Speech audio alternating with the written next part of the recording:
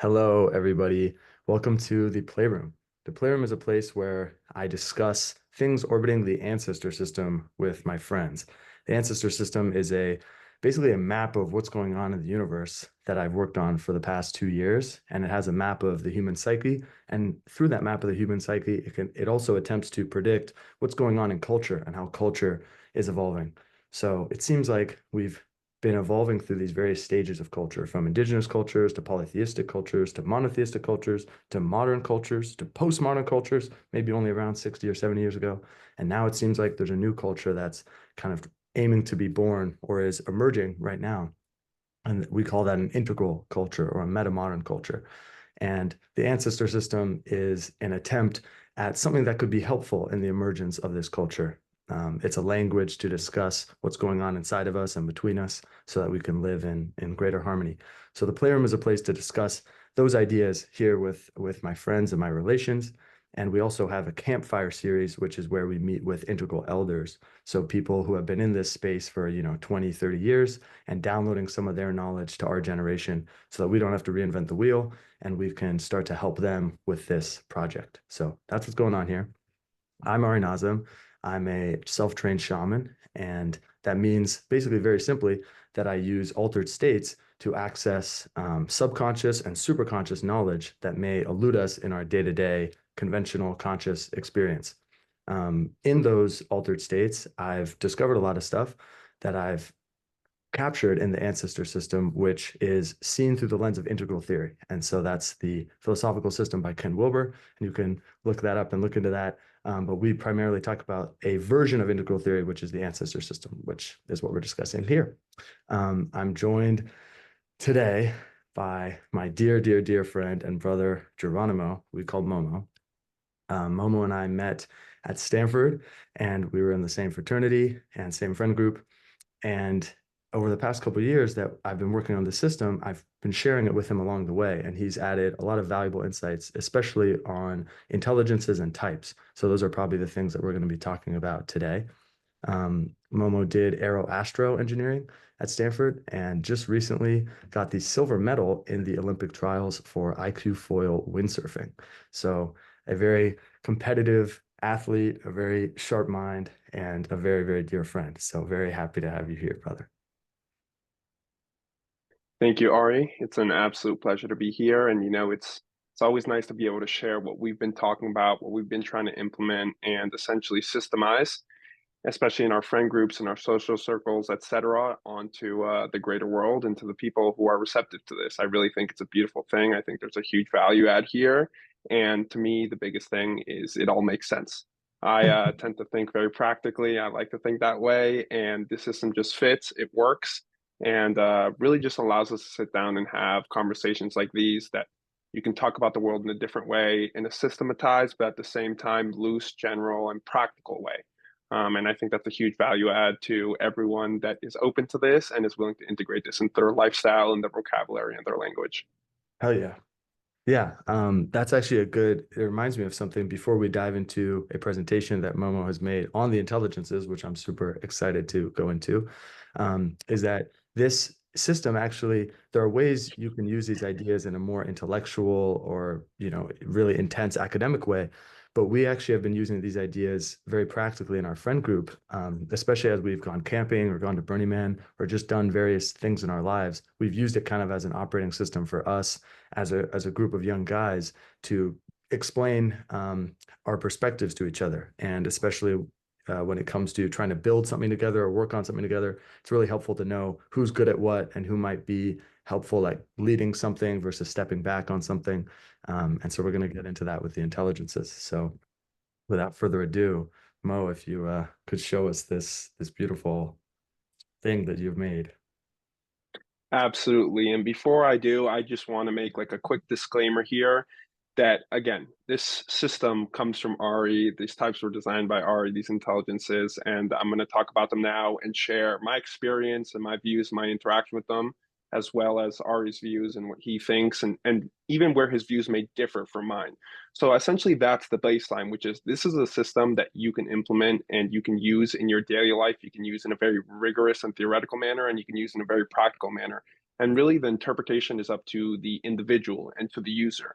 But at the end of the day, it's designed to be exactly that, where you can apply this context, apply this map, and this format into your life the way you see fit. And Mhm. what we're doing is essentially just empowering you with the proper tools and the proper language and the proper ideas to be able to do so. That's right. That's exactly right.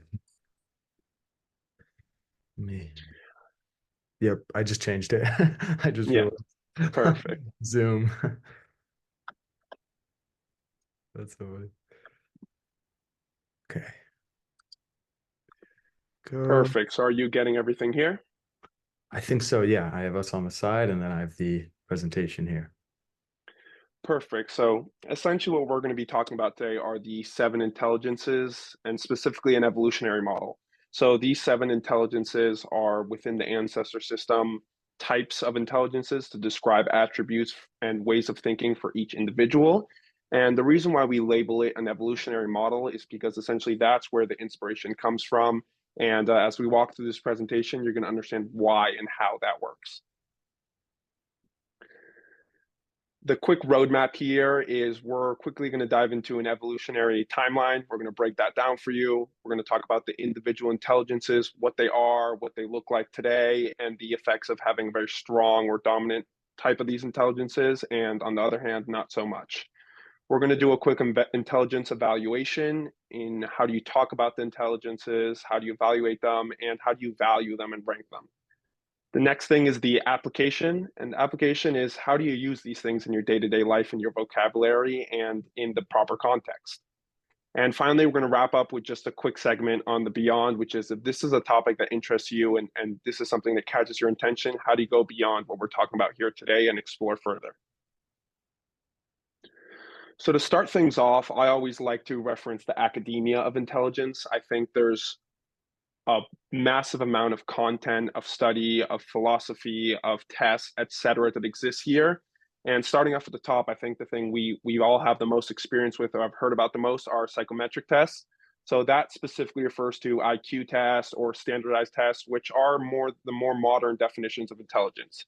In the rest of the pyramid we have built out here, or the stack, there are a couple different intelligences that people use, developmental and educational. There are dynamic assessments to see how your intelligence has changed. There's a neuroscience approach, multiple intelligences, emotional intelligence. These are all things you may have heard of, and essentially they just represent the rigorous academia there today. There's a lot of content out there, and if you read it, it all seems to make sense. Now, the reason why we're coming in with another system here and trying to make a difference or essentially educate people on the way we talk about intelligence is because there doesn't seem to be a very practical application of these studies and of this academia into the real world. So based on career, academias, the people you're interacting with, the context you're in, the cultures you may be in, these academic systems seem to fall apart. And the biggest thing, at least the biggest indicator that I've noticed, and the factor here tends to be the language and the systems we use to talk about intelligence. A lot of times they get really complicated when you try to apply them, and they just don't seem to make much sense. Everyone has their own flavor and their cup of tea, so to speak, when it comes to intelligences. So we've tried to condense and simplify things to essentially be more streamlined. Now, how do we go about doing this? In terms of the language and the systems, I choose to think about it operating off the Sapir-Whorf hypothesis. And this goes by many names, and there are many different similar theories, as you see on the right, with linguistic relativity, linguistic determinism, etc. Essentially, the basis and the assumption of this system is that the structure of language determines a speaker's perception and categorization of experience. So basically, what that means is the language you're using, the words you're using, how a language is used to describe things determines how you think and how you process information, how you deal with that. So taking that assumption to be true, we then pose ourselves the question, it's how do we create a collective, culturally shared vocabulary about intelligences? And here is where we apply the system of seven intelligences and really break it down for you guys. And now the outcome of this is we are looking to restructure our reality to change the way we think, vocalize, and discuss intelligence.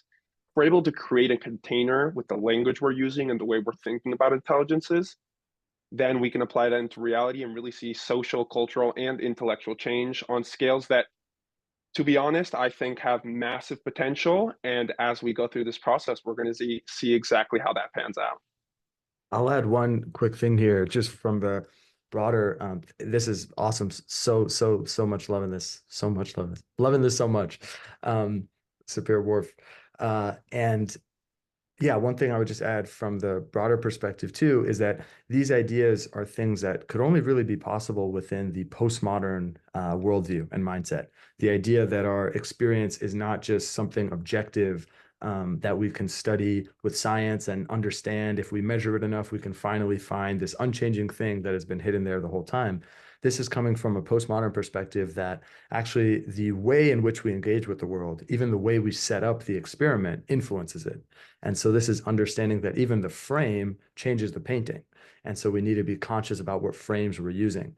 And so Sapir Whorf is talking about, this hypothesis is talking about how in different cultures, depending on the words you use for things, for example, in Persian culture, there are 80 words for love. And that it seems like you can express yourself in terms of love differently in the Persian culture than maybe some other cultures that have, 3 or 4 words for love. And so in Persian culture, there's a ton of love poetry. Love is like this huge realm within culture, whereas in maybe Germanic cultures, it's not as big of a focus. And so the idea is that, the words we have about things change how we structure society, what we think is valuable. And there are some problems right now around intelligence, and it seems like we have very limited words to discuss intelligence, and we're looking at it through a very narrow cognitive lens, and there's a much bigger picture. So that's what we're going to dive into here.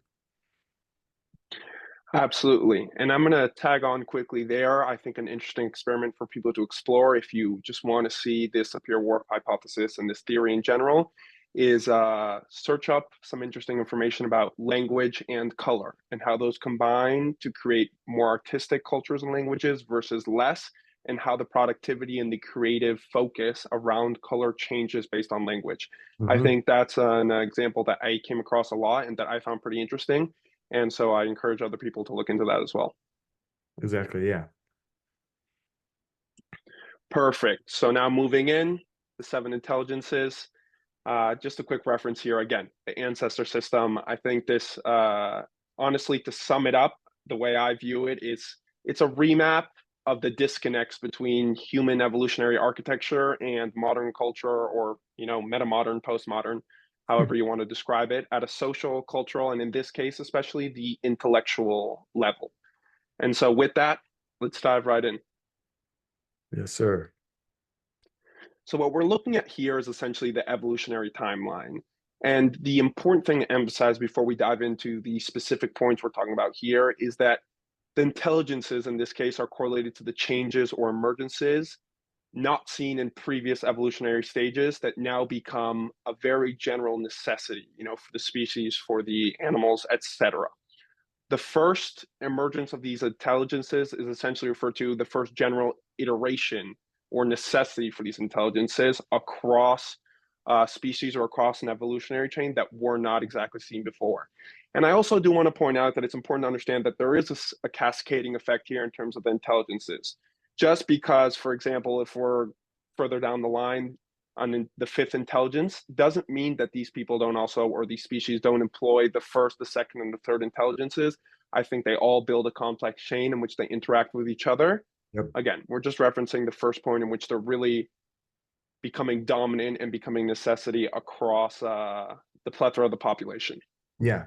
Yeah, exactly. So this is I think the first thing to understand with the intelligence is that I think often we think of ourselves as humans as being like a distinct animal that doesn't share capacities with other animals. It's like, oh, we can talk, we can do these other things with our hands, we can come up with technology. Seems like other animals can't do that. We're kind of our own distinct being. In the Bible, humans are created on a different day than every other animal. And in a lot of creation myths, humans are thought of as very separate from the animal kingdom and as having some sort of dominion over them. The idea with this model, this is returning to a kind of more traditional shamanic worldview, but that also is a worldview that we now know is true through modern evolutionary studies, which is that the human being is actually just a layer on top of hardware that has been existing for millions and millions of years. So the human being is not a different organism come up or made from scratch on a different template. The human being is an extra layer on top of an ape template, and the ape template is an extra layer on top of a mammalian template, and the mammalian layer is a layer on top of the reptile template. The reptile layer is a layer on top of the fish template, and the fish template is an aggregate of cells working together with a centralized nervous system. So there's a unbroken chain from the first cells to us today, and we retain a lot of these previous structures and basically reinterpret them.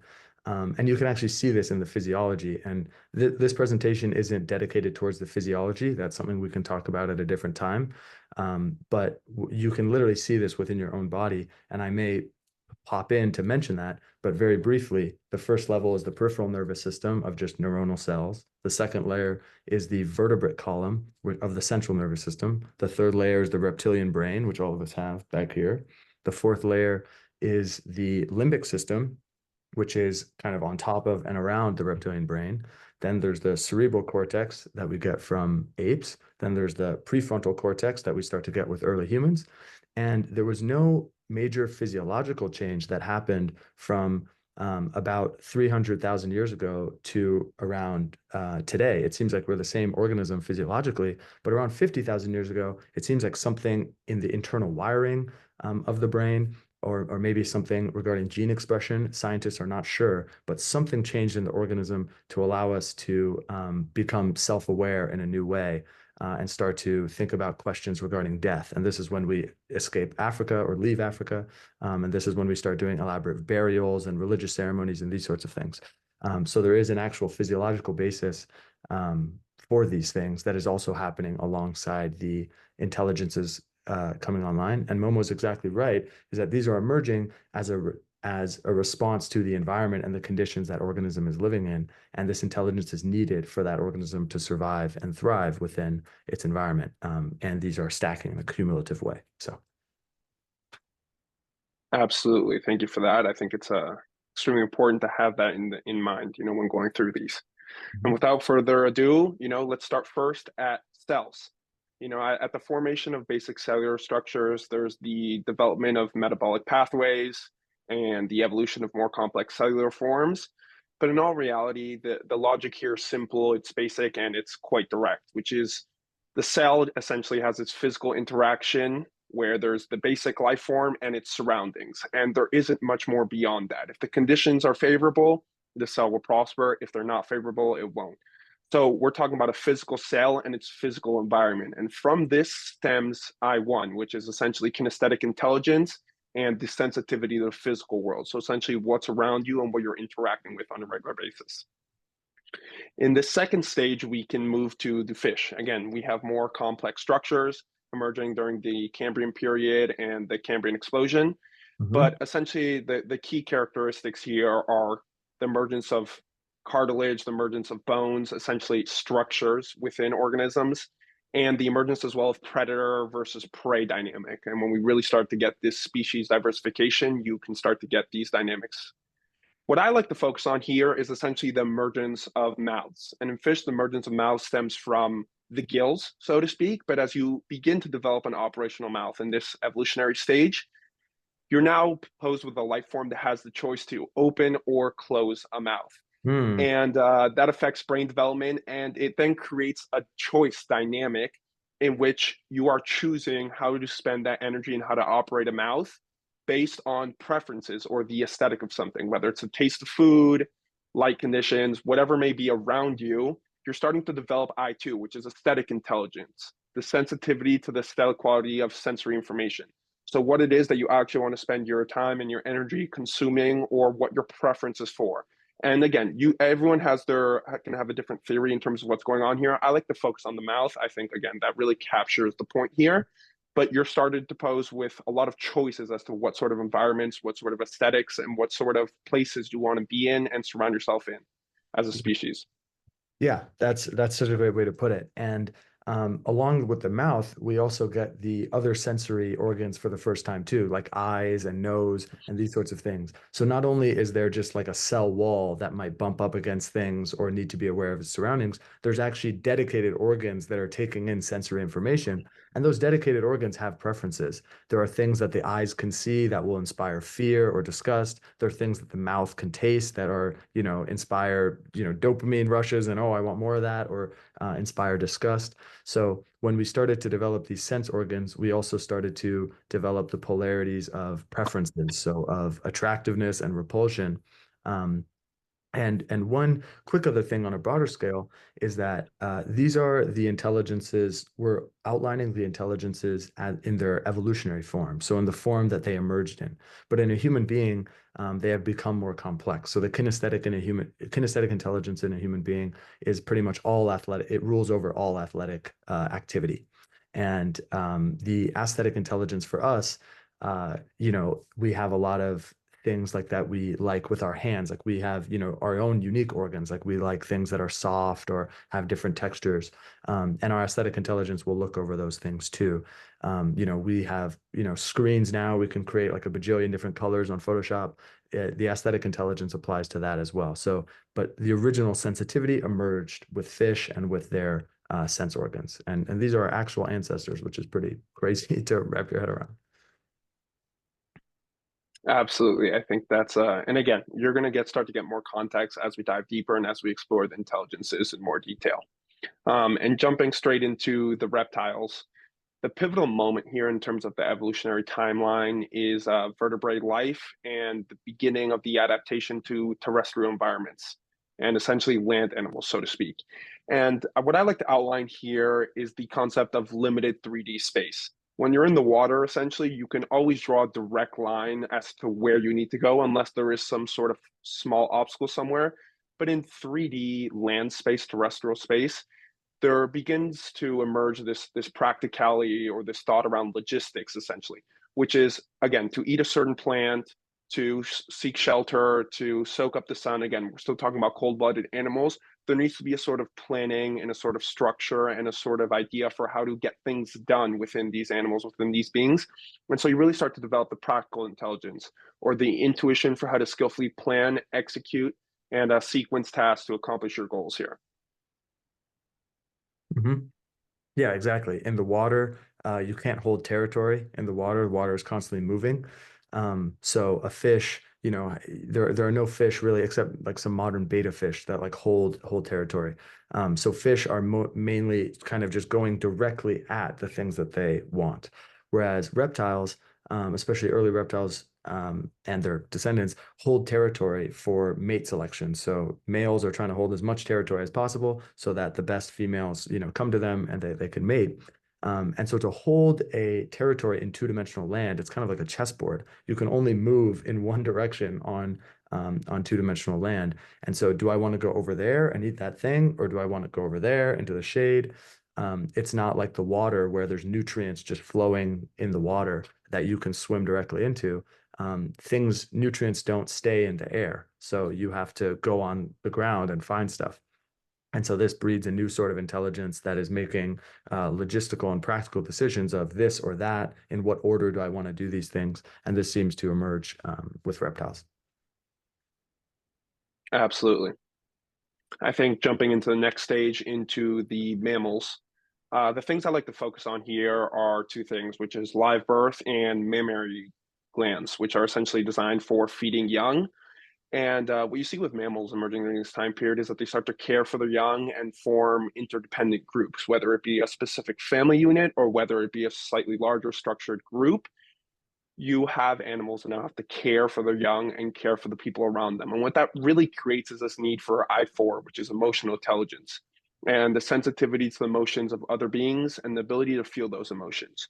We don't have complex communication between species emerging yet to the level, so there needs to be this natural built-in intuition and ability to connect, whether with it be with your young or the people around you, the species around you, to be able to understand emotions and states and feel what people are going through in order to be able to provide and properly adjust and survive in the environments of the time. Exactly. Yeah. This is basically where you get the mother-child relationship. And sometimes we're not sure exactly with our original mammalian ancestors what their social structure were like, but we see in modern mammals that often there will be groups of females that raise young together. And so that could be a place where the emotional intelligence could also help the females understand each other's emotions in addition to the child. But certainly you have this young child that was born pretty helpless and it's not in an egg anymore like it is with fish and reptiles. And you need to take care of it and understand when it needs food, when it needs care, when it needs attention. And this is what the emotional intelligence developed to help us do. Absolutely.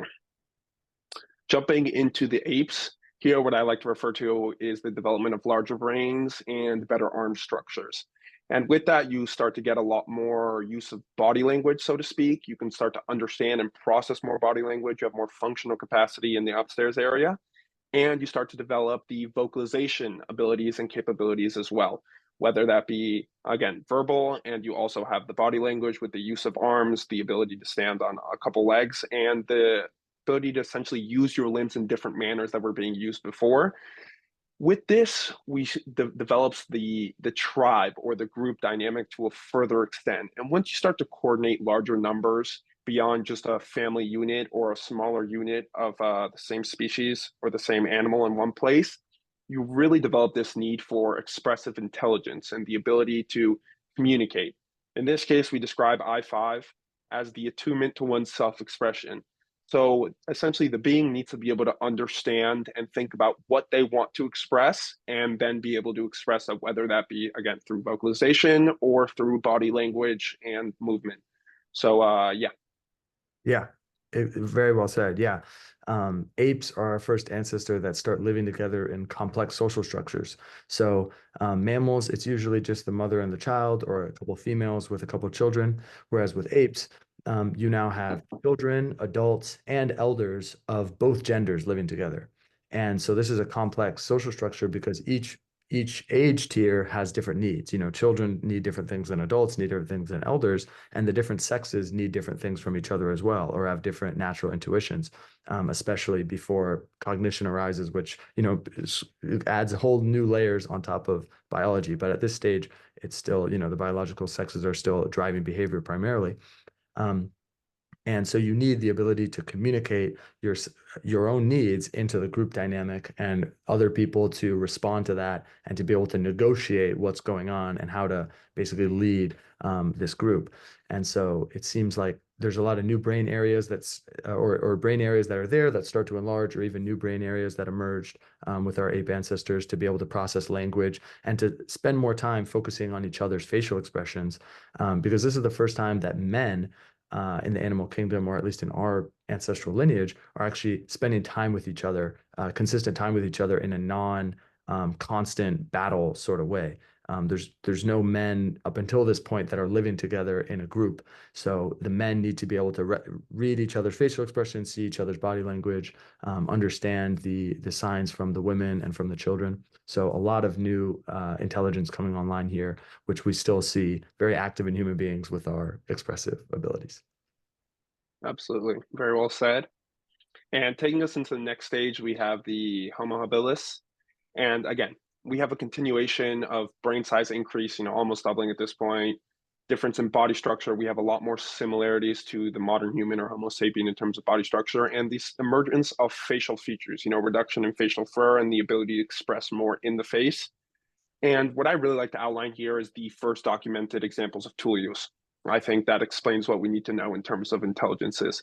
And the important part here is the symbolism of tool use. What does that represent about thought processes, and what does that represent for an individual? And it's the ability to essentially use abstract intelligence, which is the sensitivity to immaterial abstract concepts. To dive in a little further, think about the process of making a tool. When you find or see a rock that you would want to make a tool out of, what you're doing is you're then removing that rock made of the specific material or the specific shape that it is out of its current context, which is simply on the floor or at the bottom of a stream, whatever it may be, and applying a future use in a different context to that item. And so we're Mm. signifying something greater there. And the tools empowered, again, early human ancestors for more adaptive success, better diets, etc., allowed us to expand into more environments more successfully. And so it really starts to kind of set off this chain reaction. And with the ability to remove an item that can contribute value down the line from its current contextual place in time, really empowers sort of the human ancestors and the pre-human species to start to develop into a more notable and successful evolutionary force. Yeah, that's so, so well said. I think that's a really important point. This idea of seeing something in context and seeing how it could be used in a different context. We see humans doing stuff like this all the time. We don't even really notice that we're doing it as often as we are. Um, and this ability to see through the material world and to see the relationships between things in a conceptual way. It seems to be this is something that our ancestors at this stage started being able to do. And they were bipedal as well, so they started to use their hands in new ways. And it seems like the hands may have also played a part in the development of this abstract intelligence, being able to fashion things and change things with our hands, as opposed to interacting with it with just our mouth, which is how like wolves and dogs and a lot of other animals interact with things. So absolutely. And now moving on to I7. So I7, specifically stems from Homo sapiens or humans as we know them today. And we're starting to enter this sort of behavioral modernity phase in which we have complex social behaviors, advanced tool use, cultural expressions. And really the things to focus on here are art, symbolism, and burial practices. When we're talking about art, we're talking about the creation of cave paintings, carvings, personal ornaments, beads, pendants, and these things symbolize something greater than the actual object itself. Hmm. They can be, again, a caricature, they can be a religious or spiritual thing. And when we look at burial practices, I think that's really where we've gained a lot of knowledge about kind of the concept of human symbolism and spirituality. And there starts to emerge these complex beliefs about death and the early form of religion or spirituality, so to speak. And based on this is where we start to label the I7, which is the spiritual intelligence. And that's the sensitivity to the meaning or ultimate significance of things. Again, if you have burial practices or the practice of art, you are understanding that there are processes in life and moments and events that mean something greater than their physical occurrence or their physical happening on a timeline. And if you think about a burial practice, in terms of physical value of what's going on there, the dead person or the dead species may no longer have physical value to a tribe that's trying to survive. But there is that spiritual value there in which you're putting in energy, resources, and effort postpartum, a process that represents a belief in something greater or a transition or a next step, whatever it may be, and whatever philosophy you choose to use to think about this process. The logic is still the same in the sense that there's more meaning or there's a bigger significance of what's going on and events happening on the timeline. Yeah, that's exactly right. From a purely survival context, or even from a purely cognitive context, there's no reason to bury someone who's already died with very valuable objects, maybe valuable food, maybe things that took a really long time and energy to create, like beads, or various other ornaments. This just doesn't really make sense from a survival context, why you would leave some of these items behind and bury them in the ground to never use them again with someone who's already passed away. The reason they were doing things like this is because there was a significance to this process that they felt, or at least that's what we're interpreting what's happening. And we certainly see that human beings today are rampant with this belief that there is a meaning to things beyond our physical existence. And we don't bat an eye at people doing a funeral service today or people going to church or something like this, because we understand that human beings want to understand our meaning, the meaning of our life and our place in the universe. But it seems this wasn't always there, and it seems this emerged around 50,000 years ago, and has since become one of the defining traits of our species, is looking beyond and wanting to understand where these things come from. Creation myths are common all around the world in every culture. Every culture has a creation myth. And most cultures also have a world-ending myth. Even our scientists have world-ending myths, like the heat death of the universe, or various theories about how the universe will end. But the Bible, obviously Genesis and Revelation, in indigenous cosmologies, there's always a creation myth and usually an idea of where things are going. So this is something that we're known for and emerged around 50,000 years ago. Absolutely. And so with that, what we're going to do now is we're going to go ahead and dive essentially into each of the specific intelligences. And to give you a quick outline of the structure and how we're going about this is I've chosen to represent it with a SWOT style analysis in which we're talking about strengths, weaknesses, opportunities, threats, so to speak. And so to give you the quick geographical outline of how these slides are going to work is in the top left, we have, or more on the left side, so to speak, we have a person that is high or dominant in this specific intelligence we're talking about on this slide. So we have the strengths of someone who may be high in I1 here. And we also have kind of the threats or the problems that may come along with someone that's strong in I1. In the bottom here, that bottom line, it's going to that star refers to what people that are dominant or strong in I1 often or typically tend to be, or the environments and the roles they tend to succeed in modern society. And if we're jumping back over to the top right, we have that little battery signal is for someone who's weak or not very powerful or not very dominant when it comes to a specific type of intelligence. We're going to refer to kind of a couple key characteristics here. And if we look down at the clock, we just have some comments about what it looks like in modernity, or just another bit of information and a couple facts to add along there with you guys. So that changes as we go through different slides based on what I felt is also important to point out and add some value in evaluating these intelligences. So first off, starting with the I1 kinesthetic intelligence, the strengths of someone who's kinesthetically intelligent is someone that's athletic, they have precision of movement, fast reflexes, and a big one is spatial thinking as well. Someone who really understands what the space looks like around them. You can talk about game sense for people that are maybe athletes or sports. You can understand who's around you, who's behind you, what's happening, how a play is going to build up and work out. For someone who's high in I1, oftentimes you see a lot of difficulty with abstraction or things that are not grounded in the physical world and the physical person. And honestly, a lot of people that are prone to physical force or violence to solve problems. If something, a door isn't opening, push harder, sort of dynamic or sort of mentality there. And we're going to touch throughout these intelligences, kind of irregularities or abnormalities within intelligence that often lead to some disorders or certain conditions that we see today in society. And for example, one with I1 could be obsessive disorders concerning the body and physical activity. So that can refer to body dysmorphia, anorexia, etc. But it's essentially, when you're hyper focused on I1 and on the body and on the kinesthetic there, you can almost go too far if you're too strong and too dominant in that and not considering other factors. And people who are good in I1 and dominant in this sort of intelligence tend to be athletes, dancers, soldiers, surgeons, racing drivers, pilots, gym goers, etc. People who, again, focus on that physical space and that kinesthetic ability. People who aren't necessarily strong in this domain may be clumsy, maybe a little bit physically detached, not very grounded in the body. There might be some spaciness and physical timidness. And what we mean by that is if your body and the ability to interact with your body in your physical space hasn't been honed, developed, and isn't something that's strong, that often tends people to look for alternate forms of expression, intelligence, etc., that shy away from the body and often leading, to that neglect or just lack of attention that can lead to a lot of timidness there. In today's world, our I1 concerns are pretty well controlled compared to our ancestors. We're no longer hunting and gathering and really struggling to survive on a physical level. And as a result, the I1 lacks a lot of development.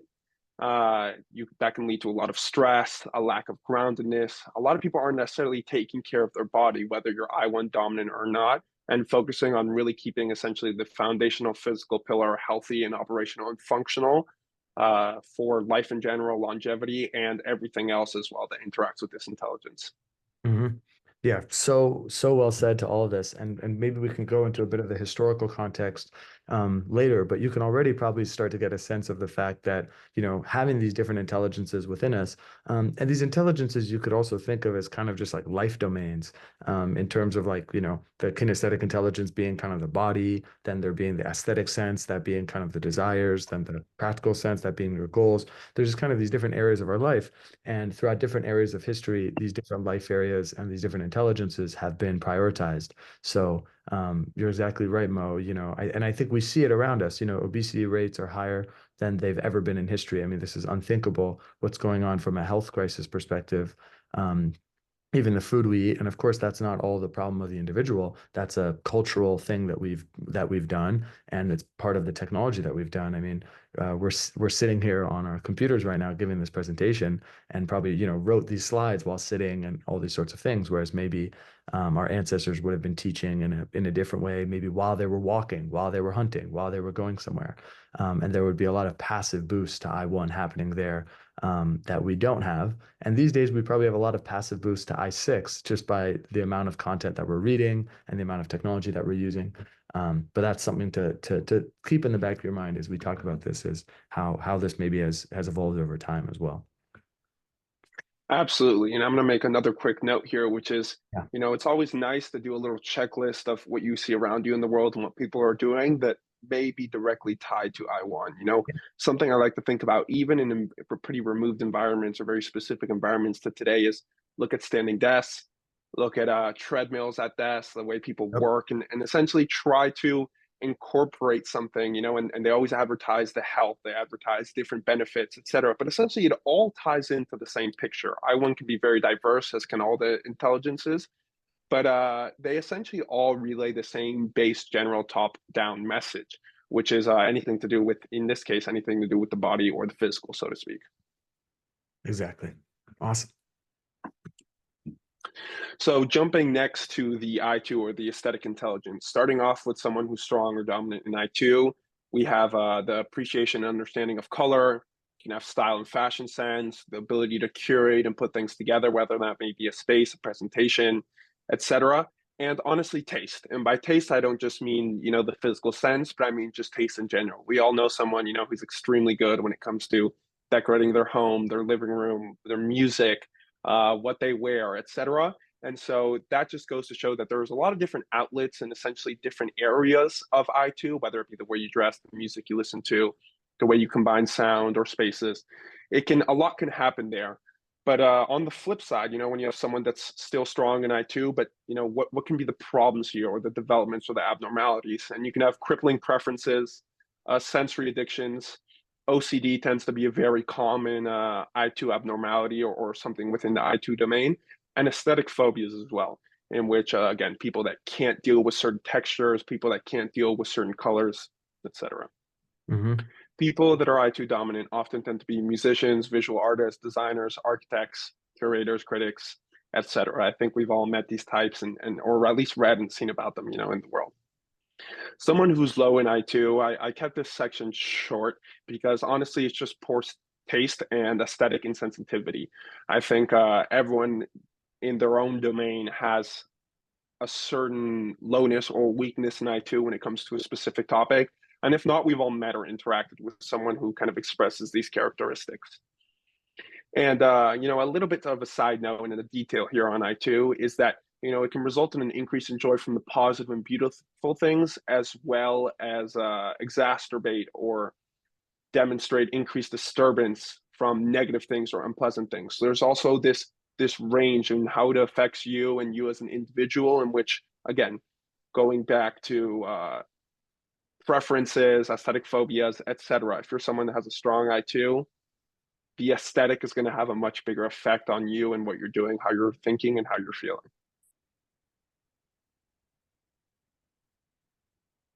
Perfect. Jumping into I3, the practical intelligence. So here, simply put, leadership, planning, efficiency, and competency. We've all met someone essentially who understands how to get from point A to B, and that logistical straight line dynamic. And this is exactly what I3 is. That being said, when you take it a step too far, you can have someone that's controlling, impatient, risk averse. Essentially, you want to clearly map out process with start point, end point, and result.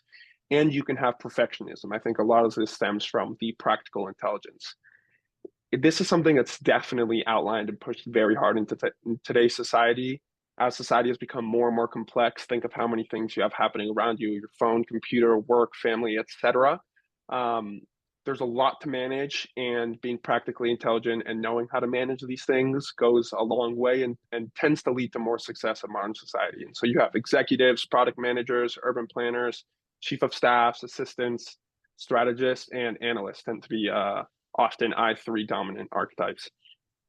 And in terms of someone with a low I3, you can have a lot of characteristics such as procrastination, impracticality, goal abandonment, and disorganization. And I want to tie this in because this depends on your personal interpretation. But for example, I consider ADHD or ADD to border on I3 abnormality or something within the I3 domain, which is essentially this executive functioning and ability to complete, stack, and execute tasks is affected by the way your brain thinks and your brain is structured. And again, just simply to put a statement here to represent I3 is your mind is set on a mission, and you're interested in completing it as efficiently as possible. Whether that's brushing your teeth or getting into bed, you really tend to enjoy mementos of a job well done. And again, it's just that task completion and that efficiency there.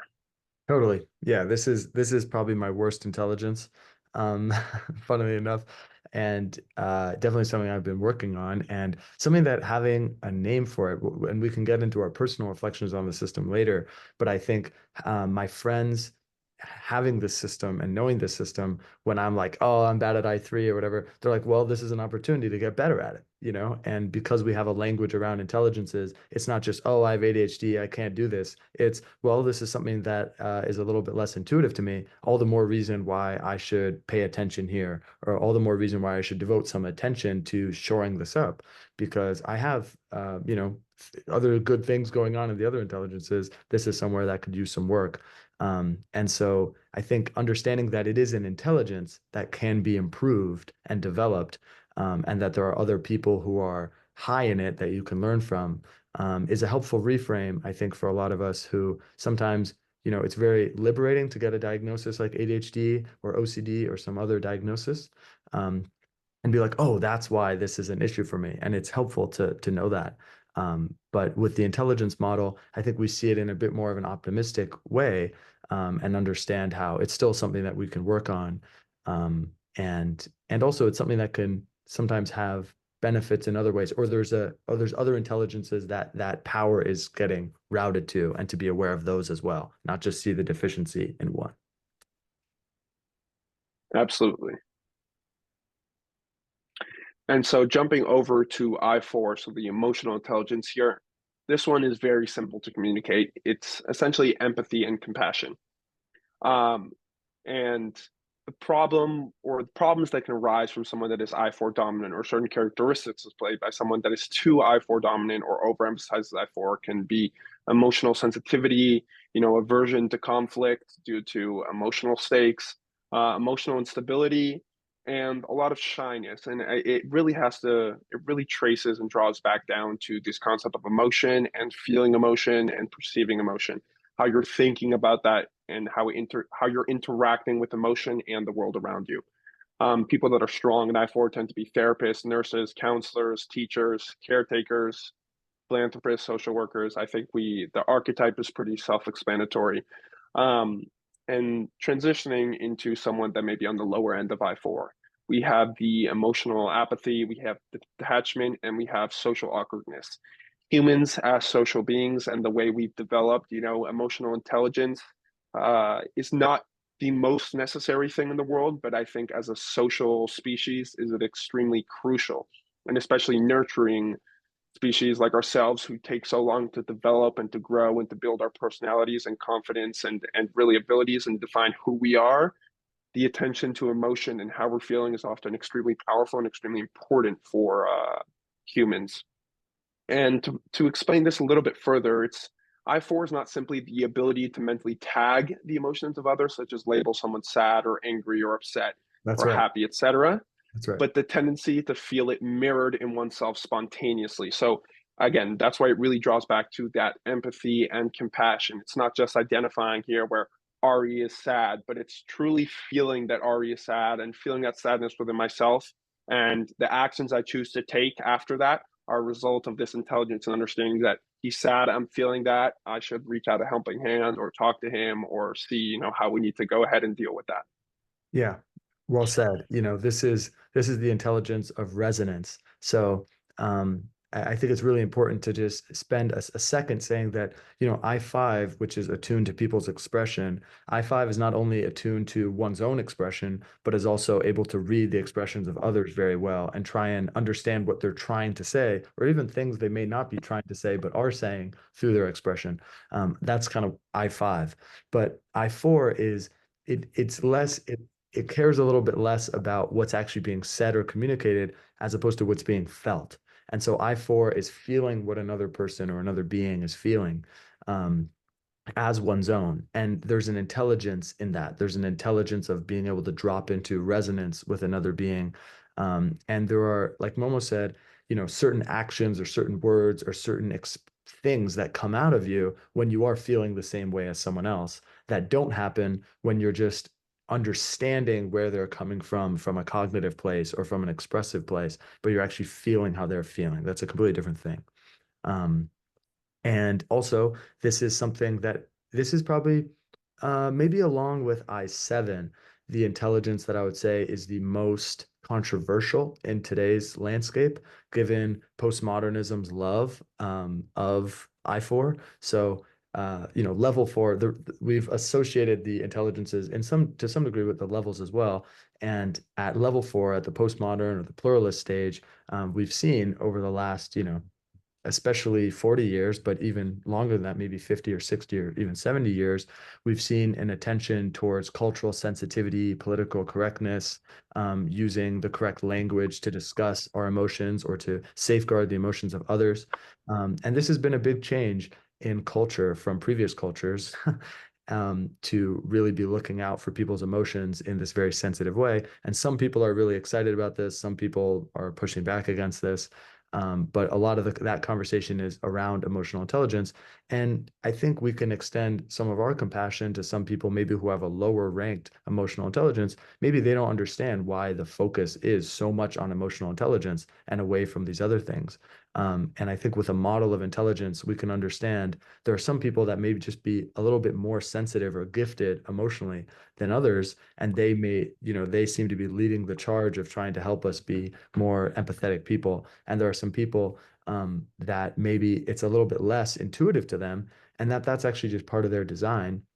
And that we also want to be patient with those people and extend love and compassion to those people as we help them develop that capacity, as opposed to instantly reacting against them for maybe not being as sensitive as they could be, as we probably have our own deficiencies in other intelligences.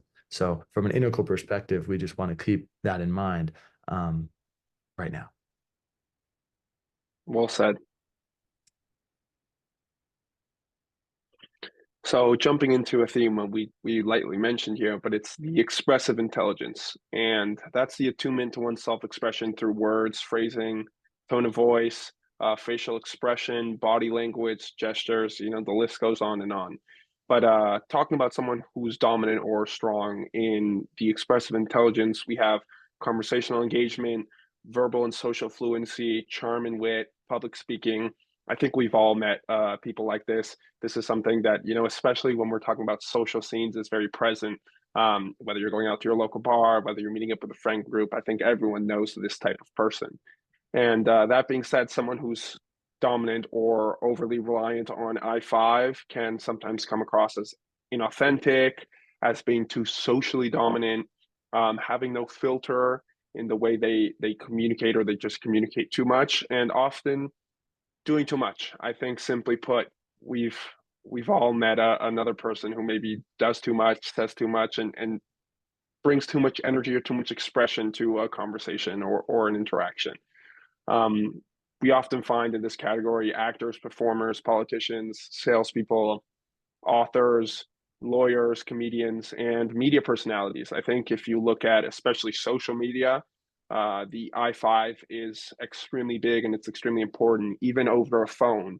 The fact that someone can look into the camera and speak to you, how they speak to you, their voice, the pace, and the cadence at which they speak, it's all very important and something that as a human you're registering subconsciously or consciously, whether you choose to identify or don't.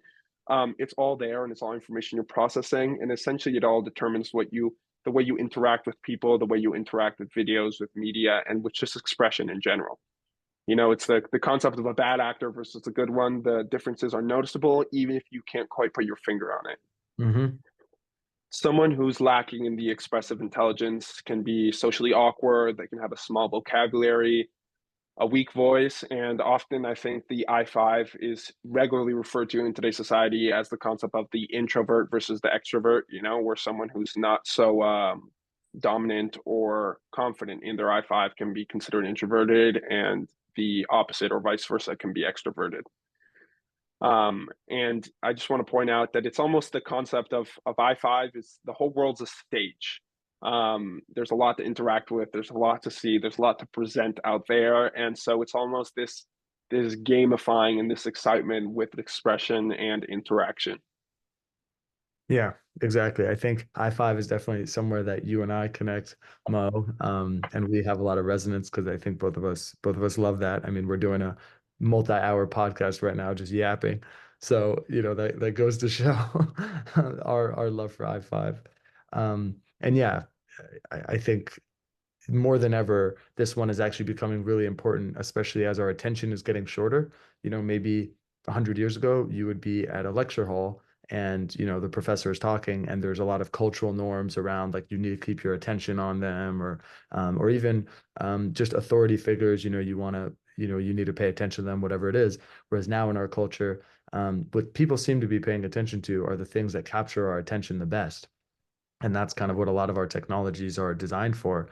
And so there's kind of a I5 arms race going on social media, which maybe Mr. Beast seems to be winning, or some other people like this, where they're just finding the ways to speak in such a cadence or at screaming it or at such a way that it kind of captures your attention at an optimal way for optimal engagement.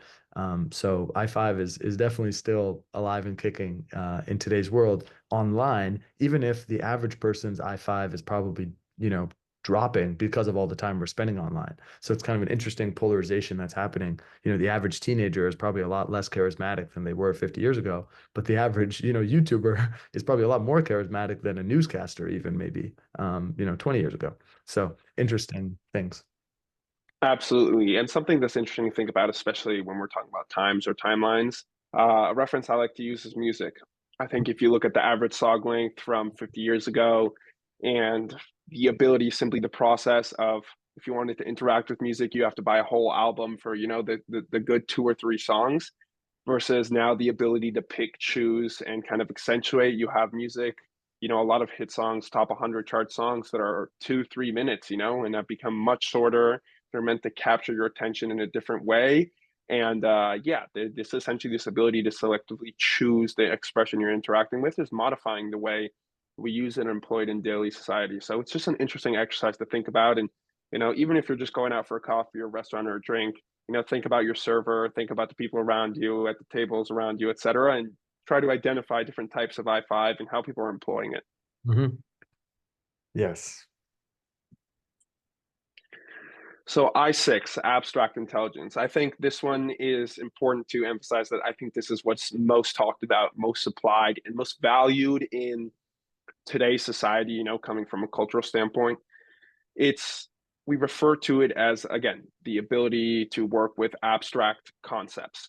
And a lot of these strengths of I6 involve mental stamina, reasoning and understanding, pattern recognition, and the ability to work with both the abstract and the theoretical.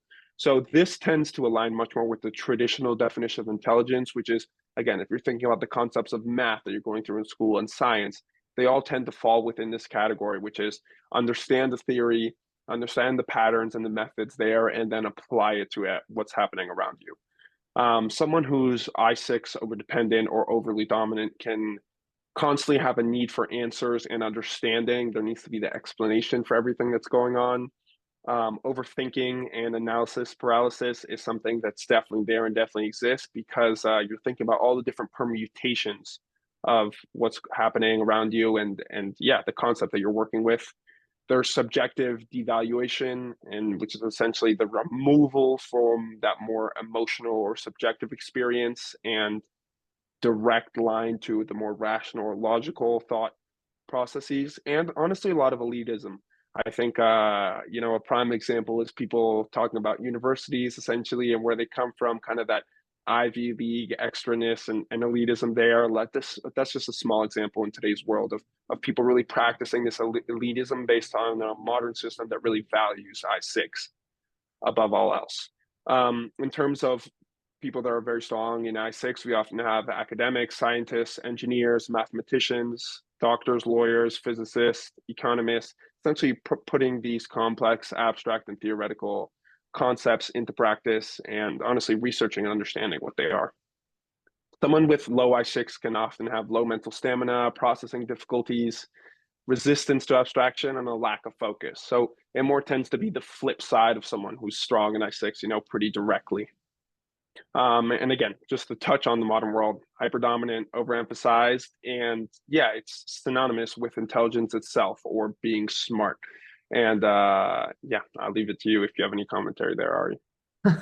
Yeah, I mean, this intelligence is kind of the elephant in the room in some ways, or the ones that needs no introduction because all of us, whether we're good at it or not great at it, or dominant in it, or it's less dominant in us, have had it not only actively forced upon us within the modern school system, but also very passively reinforced just by culture. The fact that you can't really exist in modern society without being literate and understanding words and abstract concepts. That's something that for the majority of history was not a given. I think that's a good thing. I think being literate is a good thing. But also, it's just showing how our cognition has become so present and so dominant in everything we do. Um, and I think one of the biggest things that we see with cognition becoming kind of the most dominant intelligence within us is a lot of intellectualization. So a lot of us think that we need to explain away our emotions, or we need an answer for everything that we're feeling, or we need to be able to plan into the future really far and understand everything that's coming our way. And there's a fear of not understanding or of being confused. Whereas in ancient times or in other periods of history, they were very aware because they hadn't, invented science yet, because they hadn't invented a lot of technologies that could kind of order the world.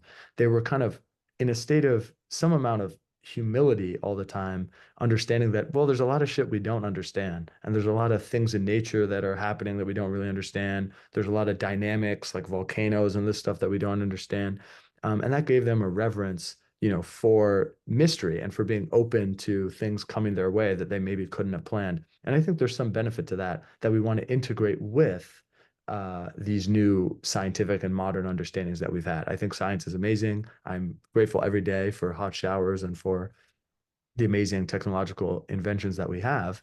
But also, I think we should remember, and also we should remember that there is still a lot out there that we don't understand. There's still a lot out there that the mind can't categorize. And there's things, not even things like in the cosmos or in the universe or at the quantum level, but even things in our own experience, just like a relationship with a loved one or with a child or a beautiful sunset that may not need a intense cognitive breakdown and maybe would benefit from using some of the other intelligences like using I2 to appreciate a sunset as opposed to thinking about the wavelengths of light or using the emotional intelligence to relate to someone else as opposed to trying to put them in a box and categorize them mentally. It's just to feel how they're feeling.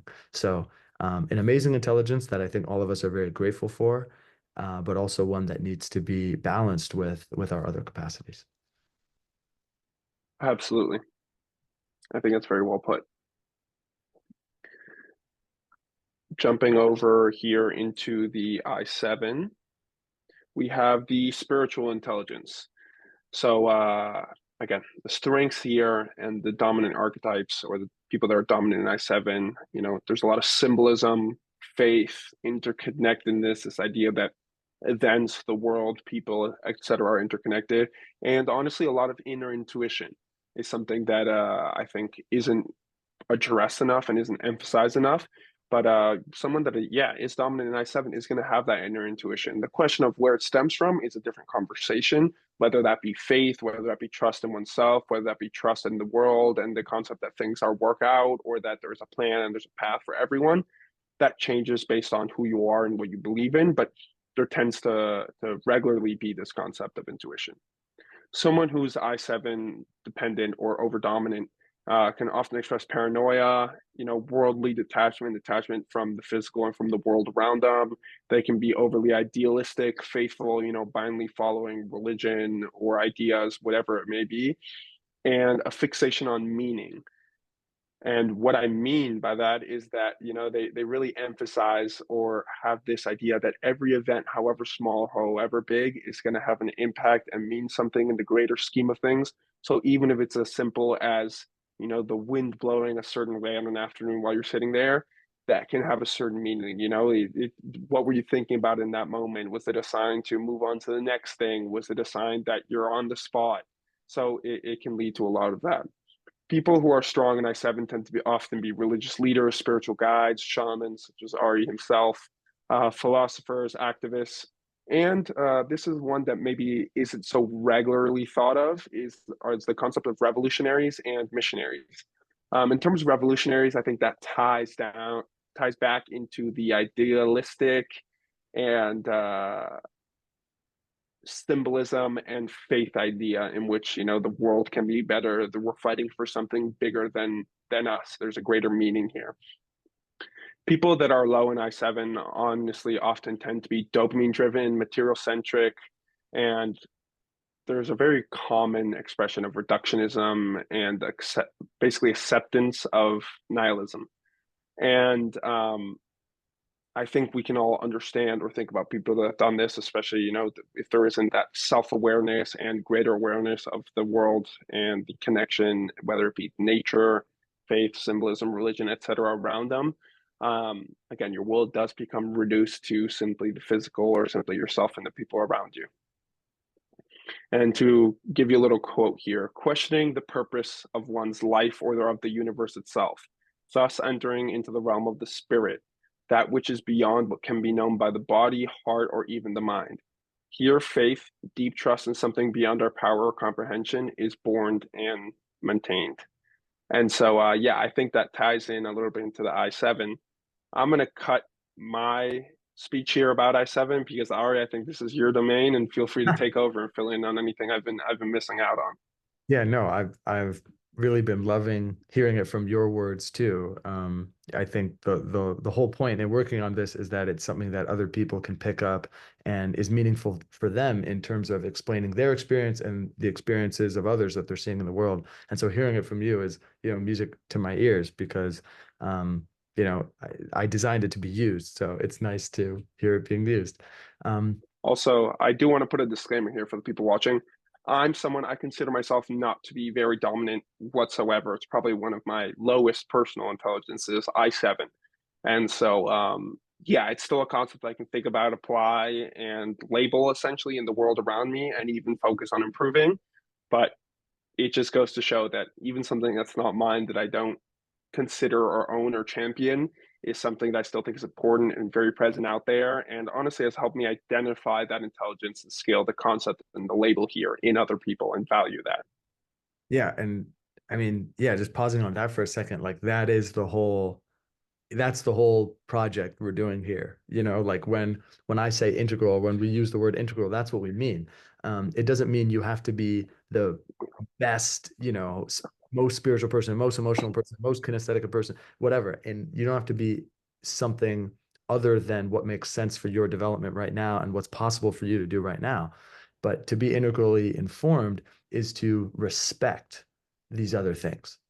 That's really what it's about at the end of the day. Is just recognize that these things exist and respect them within oneself and within others, and hold space for them in the world. And that's why I just love that quote that you just said, Mo, because yeah, that's the whole point. We want to develop our dominant intelligences, in the time that we have. I know people are busy, there's a lot going on. We want to, work on the things that maybe we're not so great at. But in general, we just want to recognize that Other people are having maybe somewhat different experiences from us, and we want to honor those and recognize those so that we can live in harmony. And yeah, spiritual intelligence, I think you did a great job breaking it down. Spiritual intelligence is the intelligence that helps us say, what did that mean? What was the, you know, I know that's what happened, but what did that mean? And this is an intelligence, I'm probably dominant in. And yeah, it has a big downside as well, especially if it's not trained or you aren't spending time developing it in a healthy way. There's definitely times where I'm reading into things too deeply or looking for a sign everywhere. And maybe sometimes you just need to say, well, maybe it was just the wind blew that way, or maybe the crow did just make a sound at that time because it's a crow. And maybe, God isn't trying to talk to me right now. And so with every intelligence, it needs to be balanced with other ones. But I think having someone in our lives who can remind us that there are beautiful that things do have an order and a plan, and that maybe some of these dark or horrible things that are happening in our life are actually beneficial to us and our growth and evolution. I think is something that I've derived a lot of meaning from tapping in with people like that. I've kind of become someone like that for my friends and family. And I think I feel strongly that it's something that we need in our culture in some form or another that resonates with us. And that's kind of what we're trying to figure out here. So yeah, that's I7 and those are the intelligences. There we go. And so moving into what's next, which essentially are the evaluations of the intelligences. And we break this down into three categories, which are stack, development, and potency. And in terms of stack, stack simply refers to the ranking of your intelligences from the most dominant to the least. And again, that can be done by yourself, that can be done by other people, but essentially, yeah, the concept is pretty self-explanatory. And there are a lot of common stacks and some not so common stacks. They're usually rarely evenly distributed. And so you do tend to have a pretty clear order, even if there are some permutations here and there. Some dominant or very classic stacks. If you have someone that's very I dominant, they can tend to be a jock. Someone that's I6 dominant, a nerd, or I4 dominant, a lover. I think we've all interacted with that or have an idea of what that looks like. In terms of the development, I think there's two concepts here that are important to outline, which are natural dominance versus development itself. So natural dominance tends to be as a result of who you are, your experiences, etc. The personality you were born with. Needs. You can tend to be, yeah, your needs, etc. You can tend to be more naturally dominant in one intelligence or multiple intelligences. But there is also this concept of development, which is essentially taking those intelligences to the next level and further improving and becoming more intelligent, so to speak, and whichever one it may be. So someone who's super strong, for example, a fantastic athlete may be super strong in I1, but if they haven't trained, practiced, received coaching, sleep well, recover well, and focus on proper nutrition, which are all aspects of development, then maybe, overall, they may not be so potent in that intelligence, which leads us, to the next concept here. And potency, I think there's a little bit more of a conversation within our group, and I think maybe sometimes a reluctance to talk so much about potency, simply, in terms of the definition of an intelligence or the potency of intelligence as a percentile of the population. And it comes down to this idea that intelligences are pretty standardly distributed, and there are left tail and right tail and more middle median mean intelligences or strengths in an intelligence, so to speak. And I'm kind of a believer that potency shouldn't be so focused on in terms of assigning a number. And the reason why I think the number valuation is not so important is because it's going to change on the context, and there are many different permutations in terms of formulas and et cetera that I think don't add much value. I think the biggest thing here is to understand where you are within a context. For example, if you're someone who considers yourself I6 or very smart, and you're at the world's top university or in the world's most complex physics lab, you may not be at the right tail or at the high end of the I6 dominance there. But let's say you're at, your small neighborhood bar. There's a possibility that in that context, you may be right tail of I6. So it's important to think about the context when you're talking about potency. Yeah, that's great. Yeah, the idea here is, the intelligences. we're kind of born with a natural stack. In my own very anecdotal experience, it seems to me to be pretty hereditary. You can often see people kind of in some senses inherit a stack from their parents or their family, or a specific family line may be really good at expressing themselves, or really good at cognition. And you can kind of see that with parents and kids. It's not always that way, and there are different things that can influence development. But so you could kind of think of stack as like nature and then development as nurture. That's like one way to think about it. Um, and then potency is given all human beings, where do those competencies fall? And again, it's just something to be comprehensive that we want to include, but realistically, it's it's not something to worry too much about, I don't think, because it doesn't really matter outside of any specific context. And so it's more useful to look at in context than to look at in terms of all people. But it can be somewhat helpful in terms of if you're trying to do like career planning or something like that, or life planning and being like, well, okay, it seems like I think, I really enjoy this thing, but it seems like, the majority of people are better at me than this. Maybe I should put my attention elsewhere. It can be helpful in that sort of thing. Absolutely. Yeah. I think here it's a little bit more of a I'm opening myself up to you guys personally, but here we have two examples of some stacks, but developed by some friends. One here was more developed by Ari solo, and one was developed by Ari and some friends of mine as well, talking about me specifically. And I think we can also talk about Ari stack here, but essentially just to understand what's going on here on the left, we have the dominance, from bottom up here. So for example, I5 would be the most dominant in both cases. And both of these stacks were kind of developed and outlined at different points in time and in different contexts when we were in different places. And I was also at different stages in my life doing different things. So, what it goes to show is that they can change and they can move around, and based on context and where you are and what you're doing, stacks can slightly differ, but the patterns are pretty consistent. Again, here, I2, I4, I7 are the lowest for me versus I5, I1, and I6, and even I3 tend to be very high for me on my stacks and kind of much more potent there. So that just goes to show you a little bit of what my breakdown looks like and who I consider myself to be. Um, before I invite Ari to talk about his, I'm going to talk quickly about kind of the graph that's on the right here, the chart. And here I'm outlining, I just threw some numbers down, but it's to talk more about potency and development. Put the potency in gray because, again, I think it's not that important for the time being. It changes very much so on context.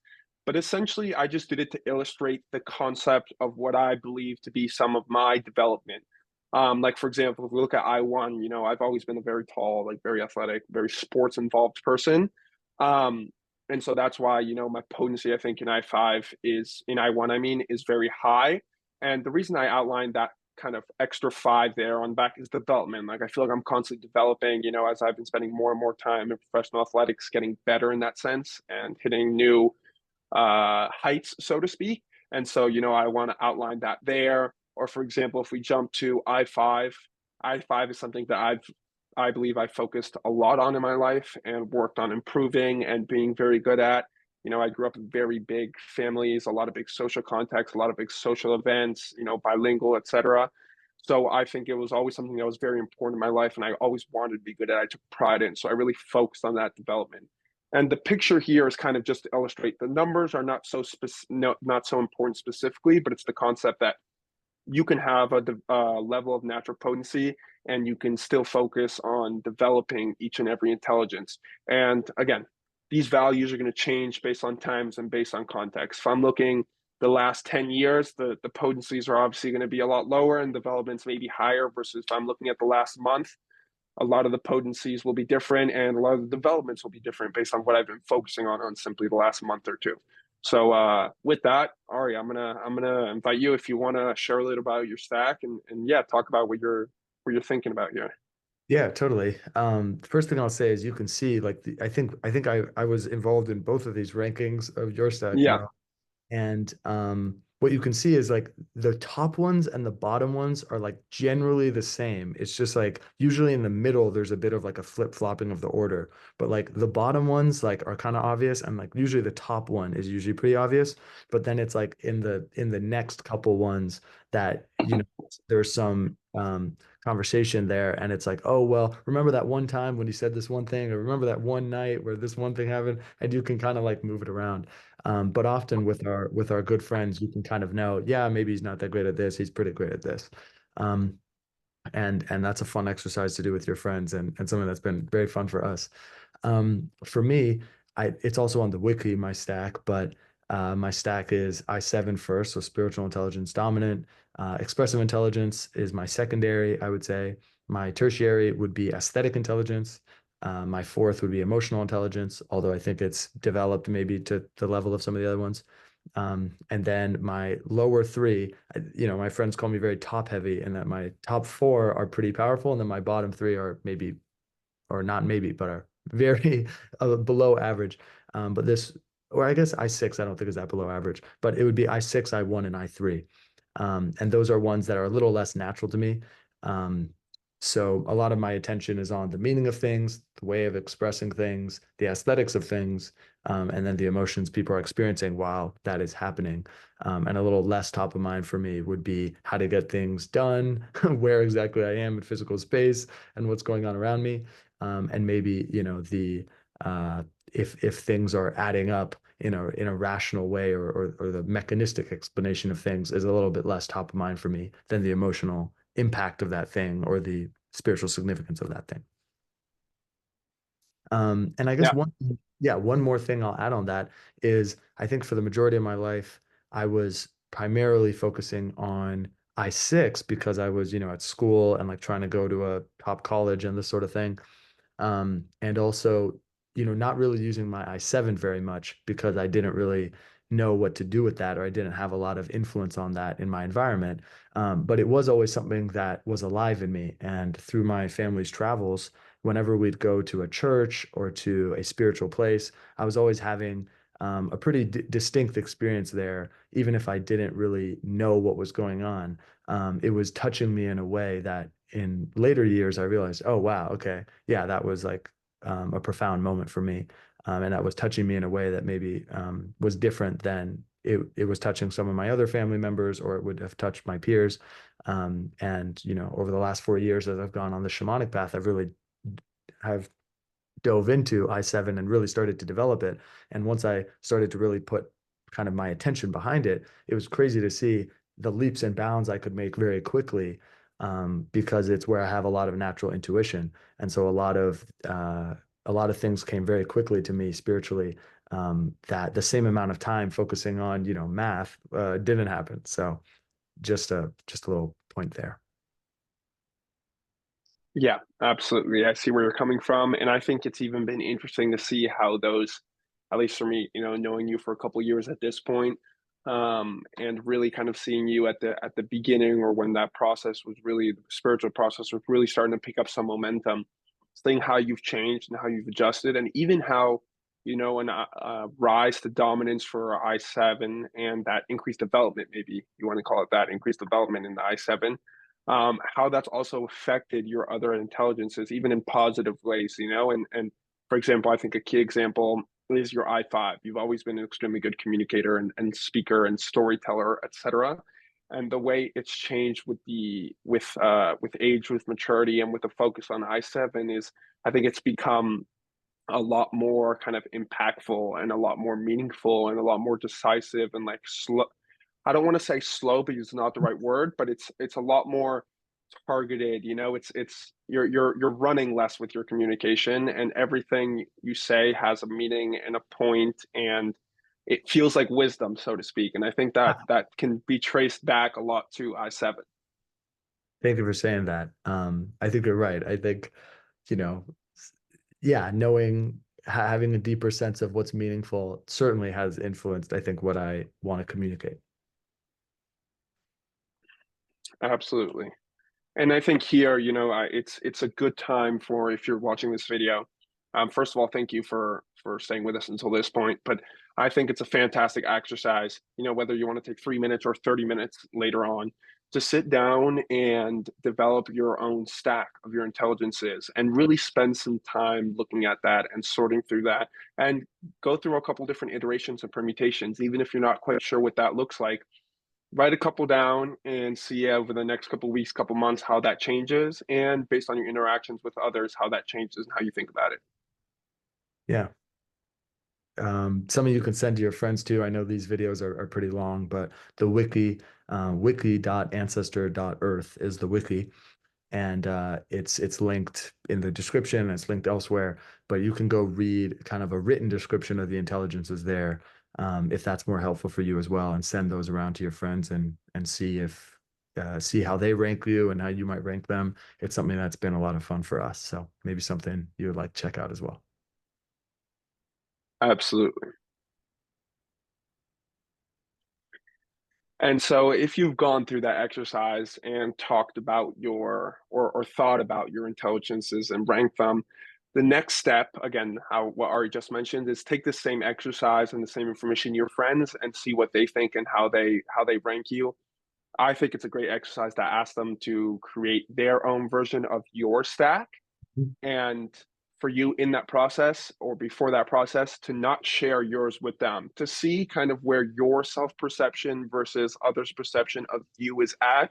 I think that's a really interesting exercise for reflection and for development, which leads us, kind of into the reflection phase here, which is how does their perception of your intelligence line up against yours? What are the major differences? What do you think that comes down to? Again, it can be contextual. For example, if you have a social friend that you only see to go out with or go to the bar or have fun with, then maybe they're not going to rank you very highly in I6 versus if you have classmates, who you're constantly working with in a group projects, etc. They may emphasize your I6 versus other skills. So again, just I think it's an interesting exercise to think and compare and to just put some reasoning to.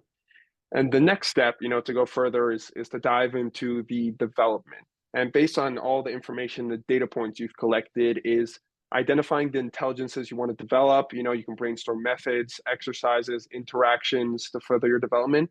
And really you can tailor and try to modify your stack and just your specific intelligences in general to your needs and goals. Like, for example, I think a big one that a lot of people like to work on is I5. Just the concept of meeting with people, conversing, chatting, like you can simplify it down if you're a person that thinks very practically, set a task and set a goal, which is every week I'm going to speak to 5 new people, or every week I'm going to spend, 2 hours having face-to-face conversations with people versus, you may be doing that on other weeks, but the fact that you're now being intentional and thinking about that and focusing on the development is going to make a big difference in the results. And also just the kind of the synopsis and the conclusions and the epiphanies even that you're going to have going through that process, I think are going to be much more clear for you to absorb and to resonate and to sit with. Totally. Yeah, I think even just knowing the vocabulary and recognizing that there's a part of you that you want to work on, that's the first step in going in that direction. And then making like little mini games for yourself. Maybe eventually we'll create, tools or ways to help you do this. But in the meantime, if this is something that's it's interesting for you, there's so many ways to get started on any of these. Absolutely. And so the next thing I want to talk about is kind of the fourth element, voltage. So Ari's sitting there shaking his head a little bit because I know this is a theory he still has in the works Right. and he's working with, and he's not sure exactly kind of how he wants to put it out to fit exactly within the system. But I would love, I mean, if you're okay with it, Ari, I would love to kind of give my Sure. take on it just from a Sure. very simplistic point of view. But I consider it to be, this comes from a lot of Ari's teachings and kind of his previous versions on this, but it's a system-wide variable, and I like to think of it as just an electrical circuit or a battery, which is the power a person can generate to flow to the intelligences or to specific things in their life. And if you consider yourself a battery, there are things you can do to deplete your battery. There are things you can do to recharge it.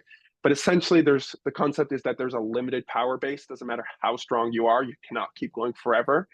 And so you really have to focus on where you're finding and where you're encountering resistance. I think that's an exercise that's been really important for me in my life, Mm. especially if it's for long periods of time or for where there's a lot of effort. The resistance really affects your power levels and kind of drains your battery. It makes you feel burnt out. Like, for example, I'm a person that's not very I-7 oriented. And so, like Ari was saying, maybe visiting a spiritual or religious site and spending a lot of time there, possibly even going to a religious service. It's an experience he gets a lot from and he finds meaning in and he feels a certain way while doing versus for me, to try to keep up with Ari during an event like that or in that context would be something that's very tiring, very draining for me. Maybe you don't notice it, but you get home and your social battery's a little dead. Maybe you want to take a nap, you need to sleep, you need to have some food, kind of just recharge. Versus Ari's ready to go, it's like another day. Versus if I were to say, let's go bike 100 Ks today, like that's something that I've spent a lot more time doing and I'm a lot more developed. So maybe it would be something that's really exhausting. So it's just a metaphor to think about, what are you putting your energy into and what are the effects there? And maybe even think about the fact that if you have to go and exercise an intelligence in a context that like isn't necessarily very natural or comes more difficulty or is more difficult for you to execute, think about things you can do to properly prepare and be ready for that. Make sure you're sleeping well, eating well, etc. So that you're up to the challenge. Yeah, I actually really appreciate that you mentioned this. It's a part of the system that's kind of under active construction, and I'm getting some insights on this from my work with Jonathan, who I guess the last integral campfire was on. He does a lot of work around energy, but in an esoteric sense, you would call this prana or chi, or in the Japanese system ki, or in some Polynesian systems you would call it mana or mana. But the idea that the body, there's a life force in the body, there's a certain amount of energy in the body, um, and it is in different people attracted to different things and is recharged and replenished by different things. So just being mindful as to what is giving you energy, draining your energy, and trying to ride that and be aware of your energy levels. There's a concept in our society right now about just like grinding and working as hard as possible, and the David Goggins and the Jockos out there, maybe more David Goggins is focusing, just on completing tasks, but maybe not thinking about the the cost the completion of that task may be. And I think a more balanced approach is thinking about, okay, is this I've done a lot of work in this area. Seems like I've invested a lot of energy, but I'm getting kind of burnt out. Maybe I need to pull back a little bit. I need to rest. I need to recharge. I need to do something else so that I can actually be effective again, as opposed to just trying to, drain the battery until the phone dies. It's actually let me put it back on the charger a bit. Let me keep myself in the game here. And that's something that we can think about with regards to voltage. And of course, it's related to the intelligences. It's also related to the types. So that's something we may talk about a little bit less on this memo. But for example, if you are someone who is a light mama sort of person, like someone who likes to be playful and whimsical and explore and not really be focused on intensity and hardcore outcomes, it can be hard for a person like that to be stuck in a very dark papa environment all the time. And so getting some time for them to recharge with their own types. I know for myself, I hang out more in the dark mama quadrant or dark mama season of the wheel, and it can be really helpful for me to have periods where I can kind of just be wild and tap into the inner animal and dance and sweat and kind of express myself in those ways, or even tap into my emotions in intense ways and kind of get out of my head or get out of scenarios where I have to be taking care of others and more just go deep and play with my own emotions. That can be really recharging for me. So it also taps into the types. But yeah, I'm glad you mentioned that, Mo. Absolutely. And so here we're going to dive into some applications. I think before we do this, Ari, maybe it's a good idea to take 2-3 minute break, and just because I think this will feed directly into the rest of the conversation in terms of where we're going and how we think about this and talk about this in the world today for ourselves and for others. Yeah, let's do it. All right, we're back. We took a short break here. I think we're going to stop the screen share and then just go into an open conversational period. where we can discuss some of these ideas. But I think we've covered what we've needed to cover in terms of the intelligence system. Thank you. That was so good. So good. Absolutely, no problem. And again, I highly encourage people, the visuals may not be here, but I think the content here is what's really going to be interesting in terms of how we think about it and some of the questions we're going to pose each other. So yeah, enjoy. Yes, sir. Okay, beautiful. Um, yeah, I guess taking it from kind of the theoretical to the lived experience, um, what would you say, how would you say having this system has changed your life or has impacted your life in the day to day? Yeah, absolutely. So I think the biggest thing that I like to point to is the environment I grew up in and how I was brought up. So my dad's an engineer and now works a lot more in business, and my mother is an artist. So she used to be involved a lot in actually more the physical space, PT and physical development, coaching, etc. And now she's been the last 20 years plus focused on the art world. And my parents are still both very active athletes and like very healthy and engage in competitions, etc. And so I always kind of grew up with that multitude of perspectives and that sort of diversity of thinking. There's the engineering methodology and system to apply to the way of thought, which represents more of an I6 and an I3 approach. There's the physical and the physical health, which is much more the I1.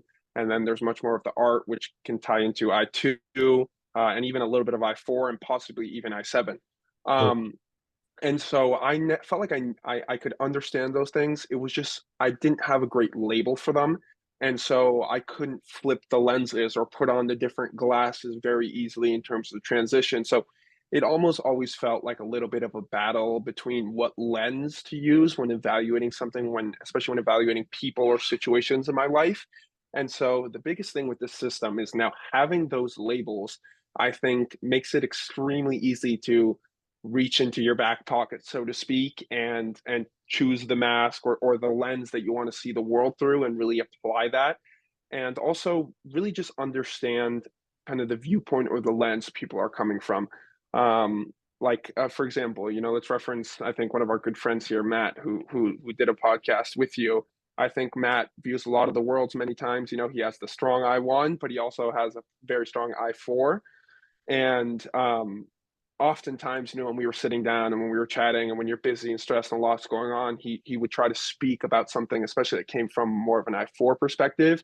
And being something that I'm not very dominant in, we would sometimes not fully connect on that. And I actually sent him a message recently. This was like a month or two ago. And after spending a lot of time doing some personal intelligence work and focusing on what I want to develop, etc., that really got me thinking about how that experience added value and how much the label has transformed how I view that narrative and how I value that narrative, in all honesty. And so it's a lot easier to categorize, memorize, label, and store information and perspectives with these systems, and then apply them outwardly, especially if you kind of understand who you're working with in terms of a person, dominance, intelligence, and a ranking perspective. It's really helped with just communication and kind of the synergy between a conversation, whatever the topic may be. hmm. Yeah, I think that's so well said. And I think it's been so cool to see it being used in our friend group because, like, for example, for me, I'm I7 dominant. A lot of the other homies aren't super I7 dominant. Matt's I4 dominant. A lot of the homies, if we were to look at you and Evers and Jasper, a lot of the homies are lower in I4 and I7. So for us to be the two kind of lower intelligences represented, I think without the language, there's kind of just like a passive, like, what are these guys talking about sort of underlayer, or, there's obviously we love each other and there's a lot of respect, but just maybe a misunderstanding of the perspective that someone's coming from. And by having the labels, I think I've definitely felt a lot more respect of my perspectives of, oh, he's talking about things from a spiritual perspective. We respect that and we recognize that it may not be the perspective that we have dominantly, but it's still a valid perspective. And I think maybe that's the kicker is it gives validity to the emotional perspective. It gives validity to the spiritual perspective. It gives validity to the aesthetic perspective, even if these aren't the dominant ones shared by others. And that's been a big help in my life, just socially, even. Yeah. And so I'd love to hear your perspective as, kind of the top down source for our group in terms of the intelligences. Again, you touched on that respect and the idea where people can see and visualize and understand where people are coming from much easier. But as someone who came through with an understanding of what the intelligences were and building them and kind of categorizing them and then distributing it to a populace, so to speak, what would you label, if you had to use a couple of words as the biggest changes in dynamics or maybe even the individuals? Like, to give you a quick example, mine would maybe be maturity. It feels like there's a lot more conversational and emotional and just group maturity applying the intelligences. Yeah, What are some that you would use? that's such a good question. That's such a good question. I think one of the words off the top of my head is pluralism. Like, I think there's a respect for, um, yeah, I think there's just a respect for different perspectives because we have a language. I mean, this goes back to the first thing you mentioned was Sapir Whorf and just the fact that, language does change our reality, change our way of seeing the world. And I think by having a language for the intelligences, I think we are able to hold space for those perspectives, just even passively, subconsciously, when something comes from a really emotional perspective, as guys maybe that wouldn't be the first thing that we think is dope or cool or whatever. But having or some guys, but having a language around it, it's like, oh, these are all intelligences that we want to respect. So I think pluralism is a big one that came to mind. Another one that came to mind um, is I'm trying to find the right word to label this concept. Um, Maybe the word is nuance, or maybe the word is like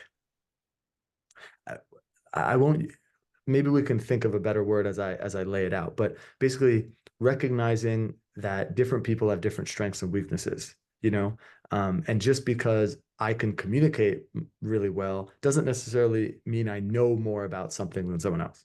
Or just because someone is very aesthetically gifted may not mean they know what's going on practically, and I think being able to instead of seeing our friends of, oh, this person is super cool and this person isn't that cool, or whatever, like on a vertical lens, realizing, oh, my friends are really great at some things and really not so great at other things. And there's a more, I guess, balanced understanding or kind of holistic understanding of who that person is.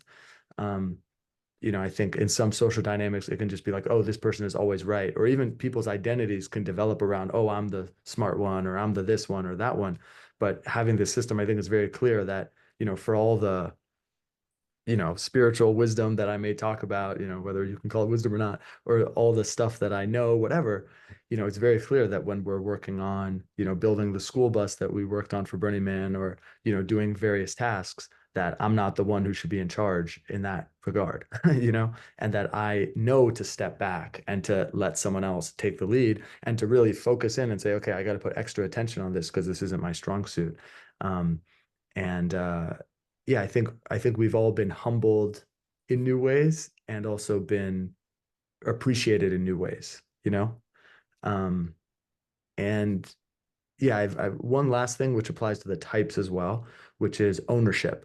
I think that's something that I've seen that's been cool as well, is like, especially like Kev, the first podcast we ever did, it was with Kevin. And for example, having the type system and him identifying with the archetype of the jester has really allowed him to lean into it even more. Like he was passively or subconsciously leaning into it because he resonated with that energy. But being able to identify and take ownership of, I am the jester has made him, focus on humor even more. Watch comedy specials and be like, hey, what are they doing? And how can I learn from this? Challenge himself to develop that archetype even more.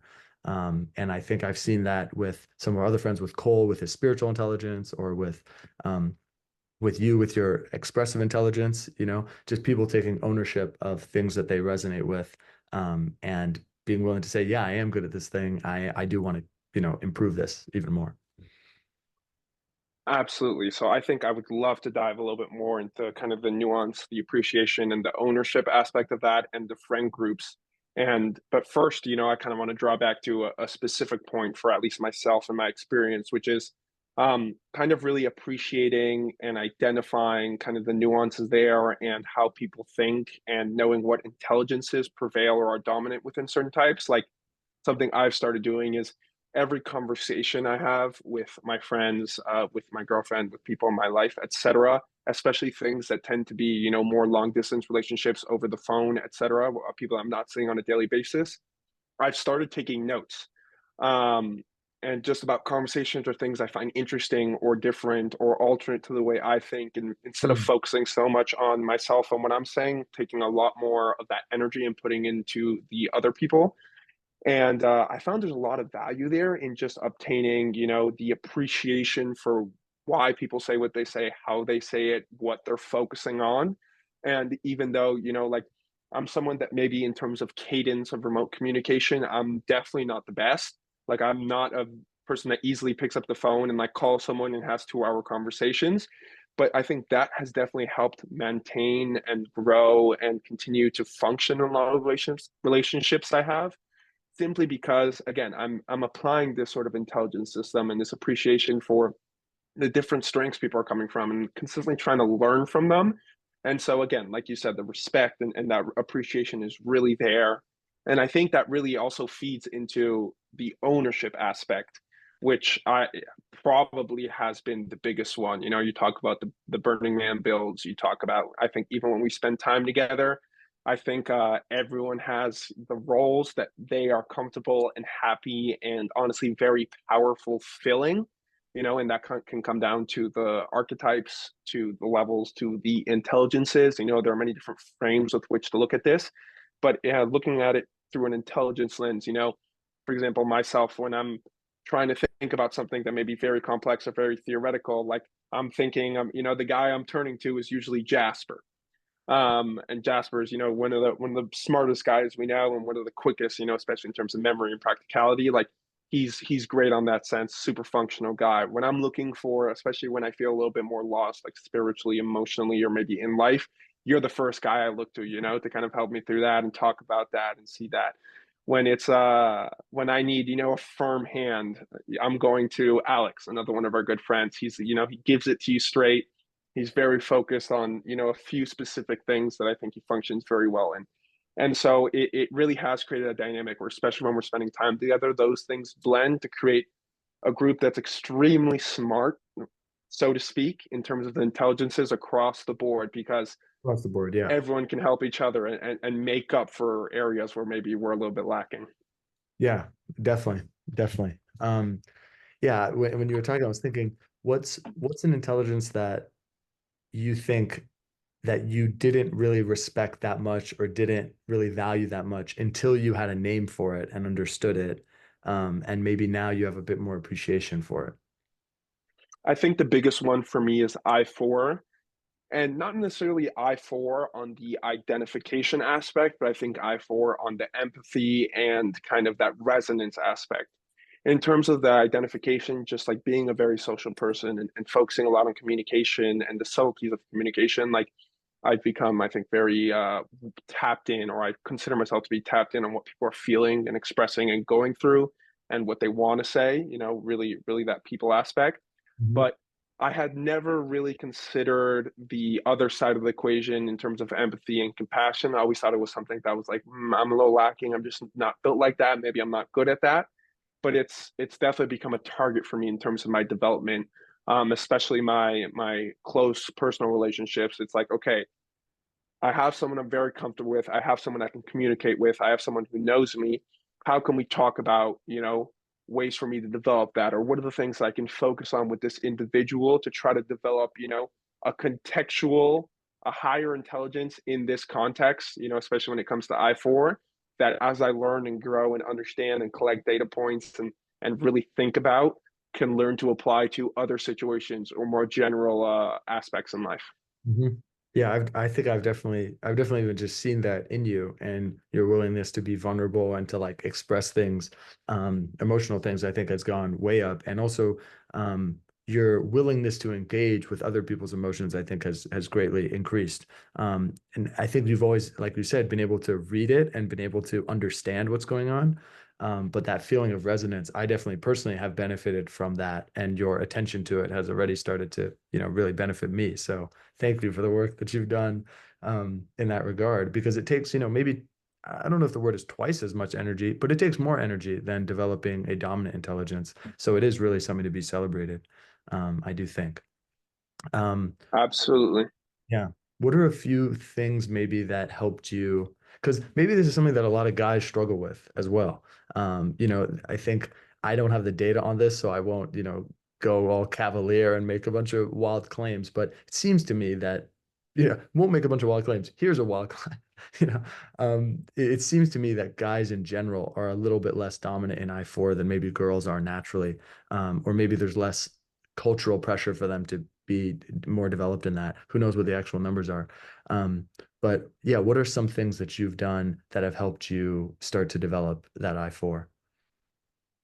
Yeah, absolutely. I think there's a range of things, and to talk about your wild claims, so to speak, for a quick second, I think there are a lot of different logic and different scientific and not so scientific explanations people use, whether it be testosterone, whether it be evolutionary roles, etc. But I think the basis of the exercise came down to, and the development came down to me understanding, like, okay, throughout my relationships, like what has been the theme?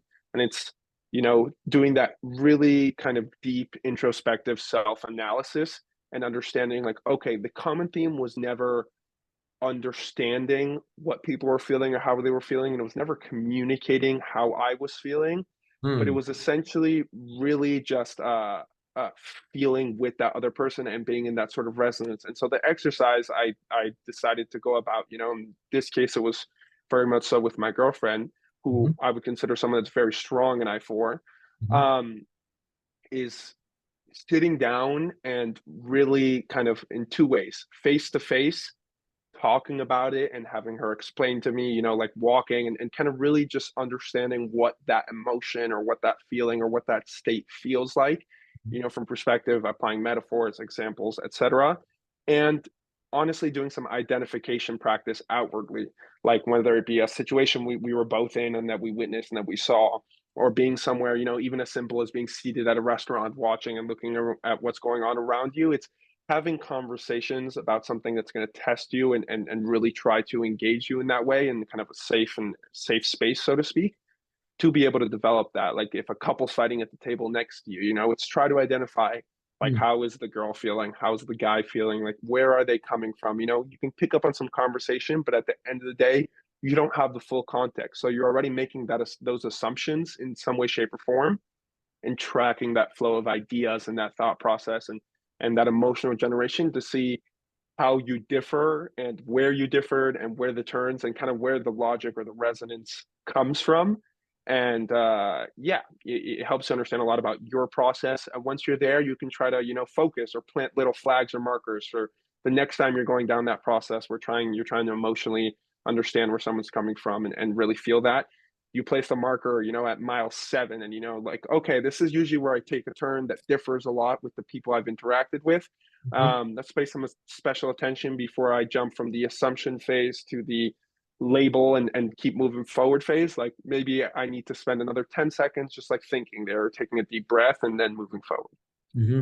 I love that. And yeah, I think I love that you're taking the time to do that. And yeah, I think it's really important, I think it's really important to do this work and to balance that out. I loved how you said, the problem was never in communicating my emotions or understanding their emotions, but it was like feeling their emotion as mine or resonating with it.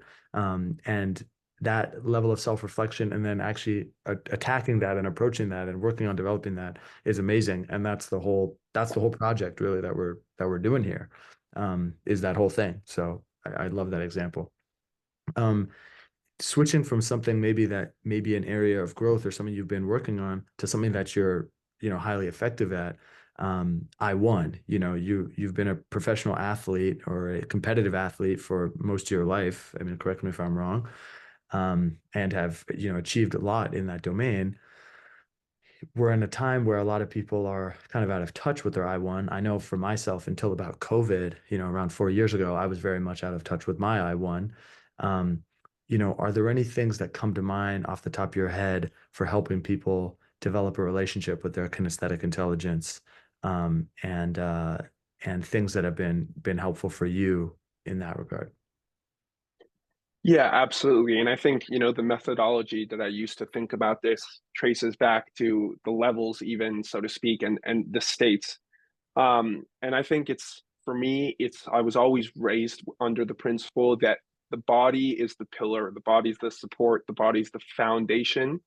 At the end of the day, you may be the smartest guy in the world, but if you're not taking care of your body, you're not going to be the smartest guy in the world for very long. You Very know, true. that's kind of how the narrative goes. And realistically, it's also, I mean, however you choose to look at it, if you want to look at it from a very scientific perspective, your body is performing all these functions. Your body was designed over millions, billions of years of evolution to have a balance, and you perform physically at a level consistently, hunt, run, kind of survive in the wild. That if you're not challenging your body and trying to put it in a place where, you're consistently trying to level up and treating it as a game, that's maybe a big thing, which is the gamification of that, and trying to understand the Mm. fact that like it's challenging, it's going to be tough, but like this is not going to be one of those instant benefits thing. This is going to be something where a week, a month, a year, the longer you go, the more you're really going to feel the difference. Is trying to be as solid of a person as you can be.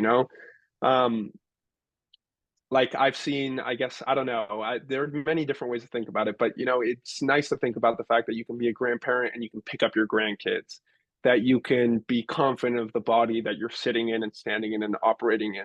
And I think it just opens so many doors for you when you feel good and you look good. I think it's just like a very real effect, whatever your actual goal may be, that there's a reason so many people are obsessed with the physical and so many people are obsessed with fitness and with physical education. Like they may have their own ideas and their own methodologies and their own theories, but when you have such a large population there, that's got to be an indicator that something's happening. Not necessarily that you're missing out or that you don't know or you're not understanding, but that something's happening. So I urge people to just like explore and try. Like, for example, I think the biggest thing is diet. I think diet's huge. I think it affects your energy levels, the way you sleep, the way you think, how you feel. That's massive. And the next thing is exercise. And the way to start is just by setting very realistic goals for yourself. I think the biggest thing, with goal attainment and with challenging stuff like this is people sit down and they're like, oh, if I can work out 6 days a week and eat extremely well for a month straight, like I'm going to be in a fantastic place. And it's like, yes, that's true, but you got to understand you can always be better and you can always get worse. Focus on small, developing those small habits like 20 or 30 minutes of exercise, 3 or 4 times a week. Then focus on, swapping out one of your meals at first for something, a healthier option or a healthier alternative. And really just slowly start building and focus on the momentum. I think this applies to all the intelligences, but momentum is huge. We're creatures of momentum. That encouragement kind of keeps us going. Reward systems work for a reason. And so, yeah, it's really just about developing, sitting down, designing a realistic way to approach an intelligence or problem or situation. And then step by step, just focus on slowly gaining some momentum there. Yeah, I think that's really well said. I think something that comes through from you to me around I1 is like it's really just not a question for you, that Mm-mm. going to do something physical, that there's going to be a physical aspect to the day, that being outside, being active, that's just part of the day, that's a part of the plan. Like it's not something you even think about scheduling in. It's just something that's automatic. And that's something that was cool for me to see, being with you over the past few years. It's realizing, okay, this isn't like a nice thing to do. This is something that is kind of a given, and has to be built into life. And the momentum, I think, is huge. I think this is something that you've told me back in the day that stuck with me, which is you have to show up imperfect. You can show up imperfectly as long as you're showing up consistently. And it's just about keeping that momentum going. Because like a day with no workout, that kind of slows the momentum. But even 5 minutes, 10 minutes, something like that, even if you have to shove it in between meetings, whatever, do some jumping jacks, anything to keep that momentum going. Because that's kind of what's feeding you is that streak. And so that's something that stuck with me, that you've told me in the past with regards to I1. Yeah, it's a simple, you can phrase it many different ways. A simple way that I also like to refer to it is like save the day. Like think of something, with those days that get stressful, they get long, etc. Even if you get home and do a quick 15 or 20-minute workout before you shower and go to bed, 15 or 20 minutes usually isn't going to make or break your life. but that consistency and that showing up every day will, and it will make an impact. And also, I think, especially when it comes to I1, it's very individual and very specific, like nothing else, in the sense that most of it isn't going to be super enjoyable when it comes to staying super healthy and trying to stay in good shape. But it's going to develop a discipline that you're going to notice in all other aspects of your life. It's no one has motivation all the time, but discipline is what keeps you going, and it makes things not negotiable. And quickly you're going to realize that it's going to affect your other intelligences. It's going to affect the ways you think. It's going to affect the ways you behave in a positive manner. The more you're kind of in tune with being able to put yourself through struggle or through pain or through etc., and being able to persevere, it's a very quick direct relation to the mental toughness and the perseverance and the discipline there. Totally. So well said. I mean, something I made sure to mention on the wiki is I1 doesn't just have the physical benefits of the actual, mastery over the body, but it has other benefits in terms of actual like stress reduction and emotional regulation, in the sense that if you're not in your body and not aware of what's going on inside of you, things that are going on emotionally in the heart, or things that are going on mentally in the mind, or even potentially concerns you have spiritually, can potentially become overwhelming without that lack of groundedness. And actually, developing a relationship with the body every day keeps us grounded, and recognizing that, okay, I may be having some issues in my relationships, or I may be confused about some things intellectually, but realistically, I'm fed, I'm warm, I'm healthy, I'm here in this moment now, and there's a lot to be grateful for right here and now. And sometimes we talk about that through the lens of spirit, but I've actually found that kind of spirit and body are, there's like, you can kind of go down or you can kind of go up to get to the same insight, which is that everything, there's so much to be grateful for, and everything is going as it needs to go right now. And you can get there from a deep faith, or I think you can get there from a deep embodiment, ideally a combination of the two. But especially today, where we're spending a lot of times in our heads, a lot of emotional stuff happening on social media. The body, I think, and a relationship with the body is more important than ever to keep us grounded. Um, do you think there's anything else we want to touch on here? Maybe a little bit on the types, or maybe that's too much in another direction, or any other questions, or you think we're in a good place? I mean, I think this is up to you. We can always make infinite connections with intelligences. So maybe it is, we've been so focused on the intelligences. It'd be interesting to make some applications into some of the types possibly, and just, discuss a couple that maybe we're comfortable with or that we've witnessed and I think stand out to us as, and apply the intelligences to that case. Yeah, totally. I think, yeah, I've in some of the different podcasts, I've asked different people, what are some intelligent, or what are some types that you resonate with? I think Cole talked a bit about the outlaw, Matt talked a bit about the lover.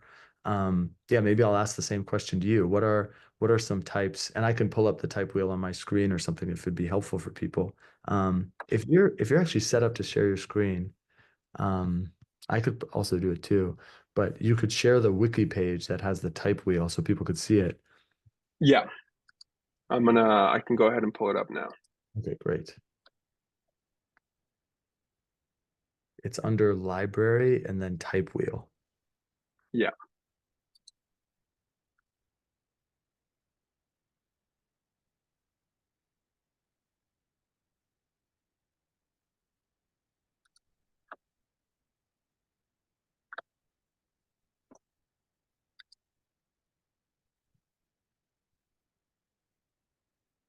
Beautiful. perfect. Are you seeing what I got going on here? Yeah. Is that for some reason, why is if you scroll up a little bit on it, is there something above it? No, I think that's it. That's strange. Here, let Mine me has mine has more on there. Um, Here, I'll share it from mine and see if it does. yeah. Um, Here we go. Can you see this? Yeah, there we go. Okay. I was gonna say yours seems to be much more updated. Yeah. Um, so this is the general type wheel, and you can also go here and check this out. But this is, and we've talked about this in the memo or the podcast with Matt. Yeah. This is the basic overview. Maybe I'll just have this up for a second as you mention um, the types that you're strong in, and then we can dive into it. Yeah, absolutely. So for me, the biggest things are definitely gonna live in that father, in that straight north father sector there in terms of ruler, warrior, and or caregiver. And I think they kind of depend on the context, but I think it describes the things that I'm most drawn to and the roles I really find myself most filling, regardless of the context and the community and the spaces I'm in. Um, so yeah, the ruler has always been one. I think, it's I grew up with very strong presences in my life and a lot of ruler dynamics or types. And so that's been a very concrete example um for me realistically. And an inspiration figures for me have been rulers. And so that's very much been what I've always drawn to. And uh yeah, I feel like it comes very naturally to me, working with a group, working with the dynamics there, kind of overseeing it, being very much so in the field and on the ground. That maybe exemplifies a little bit more warrior, but focusing on that ruler, on that top down looking, coordinating, helping, playing that chess, so to speak, and guiding, as well as feeding into the caregiver a little bit. I wouldn't say I'm very dominant in the caregiver, but when you're in I think when you put yourself in the position of the ruler type, so to speak, um, what you start to realize is that a lot of people come to you or look up to you maybe with a problem or with situations that are occurring. And so you naturally find yourself drifting into that caregiver space to help the people. You succeed as a collective. I think that's a big ruler idea and big ruler embodiment. And Mhm. so that's, for example, why I chose to focus a lot of my energy on the I4. I thought it Mm, was very important for me, like as more the ruler type, to be able to totally. engage and embrace more of that caregiver type through some I4. Mm, Um, that's a great way to. and yeah, I think I've dabbled and I've tried things on. I think in certain contexts when that you can't be the ruler, or there's something already there or someone already there, and if the situation is not appropriate, to try to joust for that and battle for that. I think I very much so fallen much more into the category of like the warrior, which is where I've fallen in, and that's like the role that I can fill well naturally. Mhm. Totally. Um, yeah, there's a there's a couple ways um, to think about the types. You can think about them as kind of around the wheel and think about areas we inhabit on the wheel, or think of them as stacks like the intelligences. Yeah, Often we think about them as stacks, but I definitely have learned a lot about the ruler through my interactions with you and just seeing, like you said, kind of like chess, how you look at, a situation, a social dynamic and say, what does everyone need? What would, be the best move that harmonizes things for everyone? And that's definitely something I've learned from you, how to look with that vision. And also the warrior, I definitely think is something you're very strong in. And that I think that does tie into I1. It can tie into I3. You can be a spiritual warrior, you can be an emotional warrior. That's the fun of the intelligences and the types. yeah. But certainly I1 often goes along pretty well with the warrior, especially the discipline required to work out or to push yourself physically. The dark father who wants to do hard things and is excited about the difficulty of a challenge and the pain that might come with it, doesn't shy away from it. Um, that's that's very dark father. And so when I think in my workout, I usually am tapping into that energy. And that's definitely something I learned from you and Evers and the other guys for sure. I'd love for you to talk to me about, bear with me, this may be a little bit of a complicated layout here, but it's essentially the combination between context, intelligence, and type.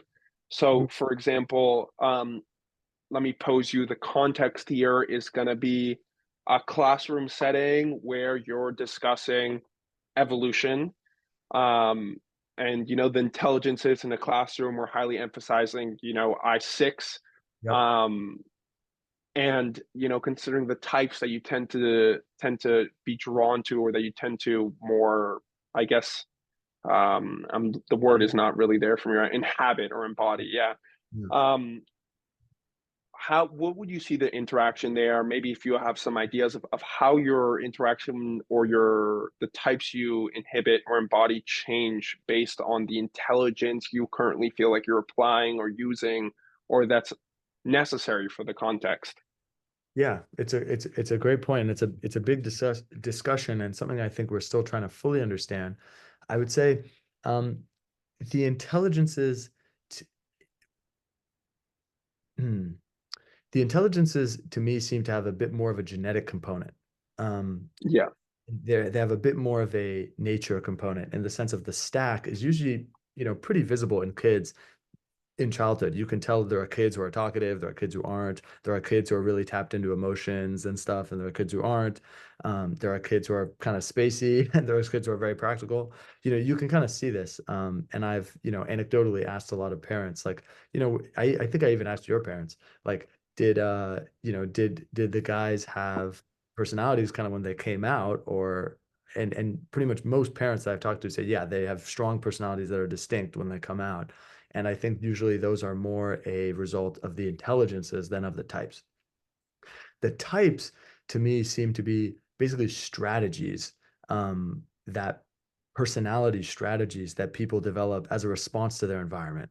I think there's predilection towards different types. Like I think I've always loved the dark mama energy. But in different scenarios, I have definitely not been embodying that energy because it wasn't situationally appropriate or there wasn't space for it.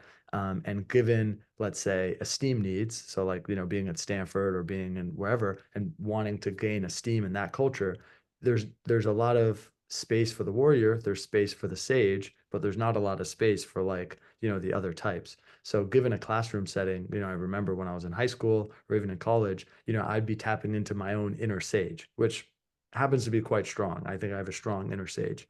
Um, and I'm, able to lay intellectual things out. And so given certain environments, I would be tapping into that. But part of, I think, my journey of healing has been learning to tap into energies that want to be expressed, but maybe don't have space to, and creating space for them. So often we use the archetypes that are effective for us in the scenarios that we're in. And a classic thing is sometimes people who have had parents that are very much dark father sort of people, like very warrior sort of people, intense, grinder sort of people. Sometimes they end up having very like light mama personalities to like balance it out. Maybe they always are making jokes or they're very whimsical and they're trying to balance out some of that intensity with humor. You see other things like if there's parents who are kind of wild, like wild childs, sometimes the kid becomes the caregiver or the kid kind of becomes the sage because the parent is hanging out with dark mama more and being a little more wild. So you see these different balances get created, but the intelligences that we use kind of I think shine through the various archetypes. And that's a big distinction from some other type systems. A lot of type systems, they'll have a type that includes I4 and the lover. Whereas, my roommate right now in LA, I would say he has a very strong lover archetype, but his I4 is lower. And you see the lover come out in his kind of um, like he's a musician, right? And so he'll dive into these subcultures of music and be like obsessed about it. But it's not coming from an I4 perspective. It's just the attitude of the lover of finding something that resonates with someone and going into it. Or, he, will have a specific mug that he really appreciates or something like this. And that's kind of a lover mode. But it has nothing to do with I4, because I4 is about your resonance with other people. So there's those sorts of dynamics.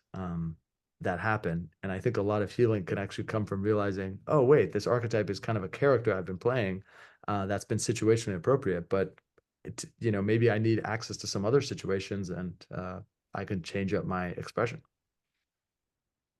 Yeah, absolutely. I think, the point that you hit on that I think really resonates is the fact that the intelligences don't exactly limit you or pull you towards a type. Like maybe there is some Right. influence there, That's right. but that, you can really have any sort of intelligence stack. Again, like I think we've seen going through the presentation and talking about some examples that the intelligences, even a single intelligence, can be so varied and still be very strong, Mhm. and so there really is the openness to play around and move around and essentially rest at different spots on the type wheel, even if your intelligence stack can be the same as someone else who is on the completely opposite end of the wheel. And so, if I had to ask you, jumping into the types, Mhm. what would you say is the best way to figure out, or the best way to think about, brainstorm, and develop, a specific type that someone wants to be, or finding their right type? That's a great question. That's a good question. Um, I would say one of the first ways that you can start to triangulate stuff, the full stack, it takes a second to understand all the different types and to triangulate it. I think as you're getting used to the types, the easiest way is probably just to think about which kind of the big four you resonate the most with. So very simply, that's, the mother direction, south, or the father direction, north, and then the light direction or the dark direction, so east and west. And often there's an archetype that speaks to us the most in that regard. There's an archetype that kind of has the answers that we need. So, there's and it's not necessarily correlated with gender. Like for example, I like the dark mother. That's that's the feminine direction, but I'm a guy, but I love it.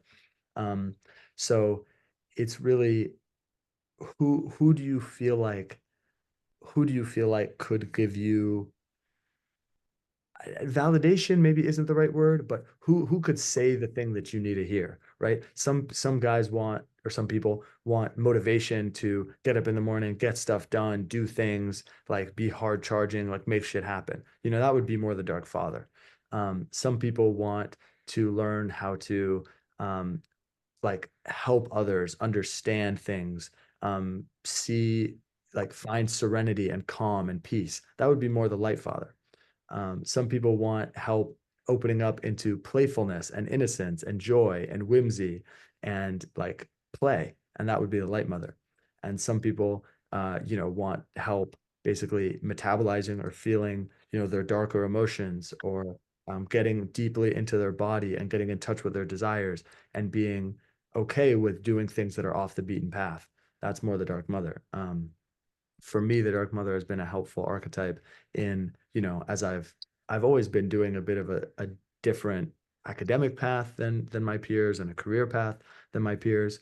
And it can be really helpful to get in touch with that archetype that is nurturing, and is okay with misfits and is okay with craziness and me chasing my own muse or following the muse, which the Dark Mama does. Whereas sometimes the Dark Father might be like, "Whoa, we're breaking convention here," or we're not being as effective at hitting these goals as maybe some other people are.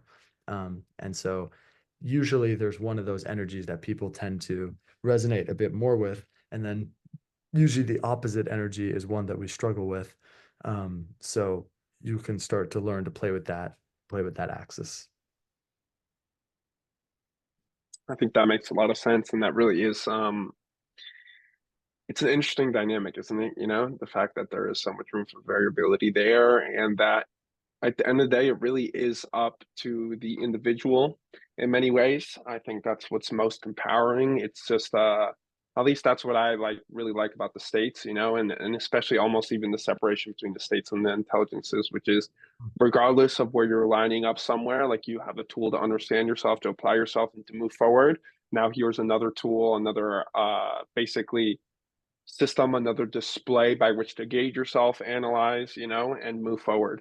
And obviously there are more natural tendencies, but I think the also ability to be deterministic there and head in a direction, whether or not it's fruitful, you're going to learn along the way. So I think the map, even if the map is dark, the fact that there's a map and you're not quite sure where you need to be, you can pick a road to follow and start walking it. Yeah, totally. That's been the whole goal is, this is by no means a full map of everything that's going on in the universe, but it's an attempt to start to give some names to some of these things so that we can start to, have conversations like these and have some of the experiences that we've mentioned here, which is, the increased ability to communicate and coordinate with our friends and loved ones, and to be respected for our differences and for our things while still coming together and doing something together. And that's Yeah. the whole idea, is not just to blast ourselves out into complete pluralism, but to recognize pluralism so that we can come together more effectively. Absolutely. And I was going to say, I have a question to ask you. It's Yeah. definitely a shift of topic. It's more coming back towards the intelligences, but it's I think an interesting exercise to talk about, which is, if you talk about love languages, Mhm. which so you have physical touch, you have words of Um, affirmation, acts of service, etc. Which is, I think it'd be an interesting exercise if we could talk about one or two of those and maybe see what intelligences we apply there and what we think stands out, and if there's a general, if we think there's a general theme that will come out, or if it's more individual case by case. Yeah, totally. I think the way I think about the intelligences and the love languages is that the intelligences are also someone's love languages. So I've seen this in people, and this is something I've thought about a good amount, which is, if I'm I3 dominant, I'm not, but if I was I3 dominant, I think, or maybe I'll put it this way, my friends and family members that are I3 dominant, the way they show their love is by doing things for you. That would be like acts of service is I3, right? It's the practical intelligence. So they're like, oh, I got your car washed for you, or I, laid out your medication for the next week, or whatever it is, something practical that they could do. That's a way to show service. Whereas someone who's I4 dominant, it may be more of like a quality time thing of like, I actually was just there with you and I was listening to you and I was like holding space for your emotions, right? I1 is obviously, physical touch. So this is someone who, is showing their love through physical affection. And then, maybe gift giving. I don't know exactly where that goes, but maybe you could say that's like I2, like thinking of that person and finding something aesthetic that they're going to really like a food or a gift that they're going to enjoy. Um, and, cognitively, I think sometimes explaining things to people or helping people problem solve and things like that, or just providing like kind of stability and cutting through the noise of some of the other intelligences. So I think each intelligence becomes a love language because it's just the way you see the world. And so when you love someone, your intelligences stay the same, more or less. And the way you relate to them is I think through those intelligences. Yeah, I agree. I think that's an extremely valid point. And what I will say though is also, this is more kind of encouragement to maybe the people that are working to apply the intelligences and think about them, and maybe don't have full confidence in the system, which is perfectly normal, especially as you're starting to move with it and play with it. But it's I kind of want to touch on the this specific example of words of affirmation. So I'm an I5 dominant type. Mm. I'm a talker, I'm a communicator. It's what I like to do. But for example, for me, I'm a person where words of affirmation as a love language is not something that comes naturally to me. I don't know Mm. why. Like I think I'm very good at talking people through things and comforting, expressing maybe the way I feel, etc. Mm. But for me, I tend to operate much more within my other dominant intelligences. When it comes there, more I1, possibly more I3. Etc. And so like that just goes to show, the fact Mm. that like there is some variability there. And again, these are not rigid walls, but they are systems to apply and to use it to understand. Yeah, that's a great point. That's definitely a great point. Yeah, you're right that it may not be one to one and in a relational context. Like, I think I enjoy physical touch more in that context than I am kinesthetically dominant in my normal life. So I think Yeah. you're right that depending on the context, different things come forward. Um, yeah, that is a great point. And that I think the prevalence of that system goes to show that there's usefulness in having systems to discuss our kind of innate capacities. And that's one usually that a lot of people you hear talking about in day-to-day language. I hope one day maybe the intelligences are like that as well. Um, Hmm. yeah, that's ideally where we're going. I think we've covered a lot of stuff, and I want to make it so that people can digest it and we have more Yeah. to give them. So yeah, is there any final remarks that you have or things you want to say before we close out? Honestly, what I want to say is just, if you made it to this point, thank you for doing so. Even if you didn't make it to this point, thank you for doing so and for being there and for absorbing anyways. We definitely talk a lot and we discuss, and clearly this is something that we're very passionate and excited about. But the important thing to consider, and I think that's always important to point out, at least it's something that works for me, is like start small, even if it's starting with exercises, etc. If you want to dive in head first, go ahead. We welcome you. Please reach out to, I'm sure Ari's very open to people reaching out to him. I am as well. Um, Reach out. We're always happy to talk about this sort of stuff. Even have people come in and discuss why they think it's wrong, or come back with something else. I think that's always a fun and interesting exercise. But Mm. the point is, if this is something that interests you, again, explore the rest of the ancestor system as a whole. Like, focus on applying this to your life, try it out, test different things, and just start to use the language with your friends and with the people around you. I think you'd be surprised at how quickly it kind of picks up and everyone picks it up. And something, conversations about how you felt about someone, or describing someone, etc., that sometimes took 20, 30 minutes of back and forth discussion to get across. At least I found categorizations that can be passed along, communicated in less than a minute or less than 3 minutes. And, everyone can kind of be in agreement. Yeah, I feel like there's a lot of communicational efficiency and just a lot of applications into the real world. So feel free to dabble. Oh yeah. Yeah, definitely. The wiki, the intelligences are done on the wiki. I'm still writing up the types. Hopefully that'll be done in the next month or so. But the intelligences are there if you want to check it out. And please, yeah, comment or let us know what you think about any of this. I'd be happy, and I think Mo would be happy, like you said, to respond to any of this stuff or be in conversation about this stuff. Still something that's very much under active development, and very open to other ideas. So with that, thank you very much for coming along on this journey with us in the playroom, and hopefully we'll see you again sometime soon. Be well.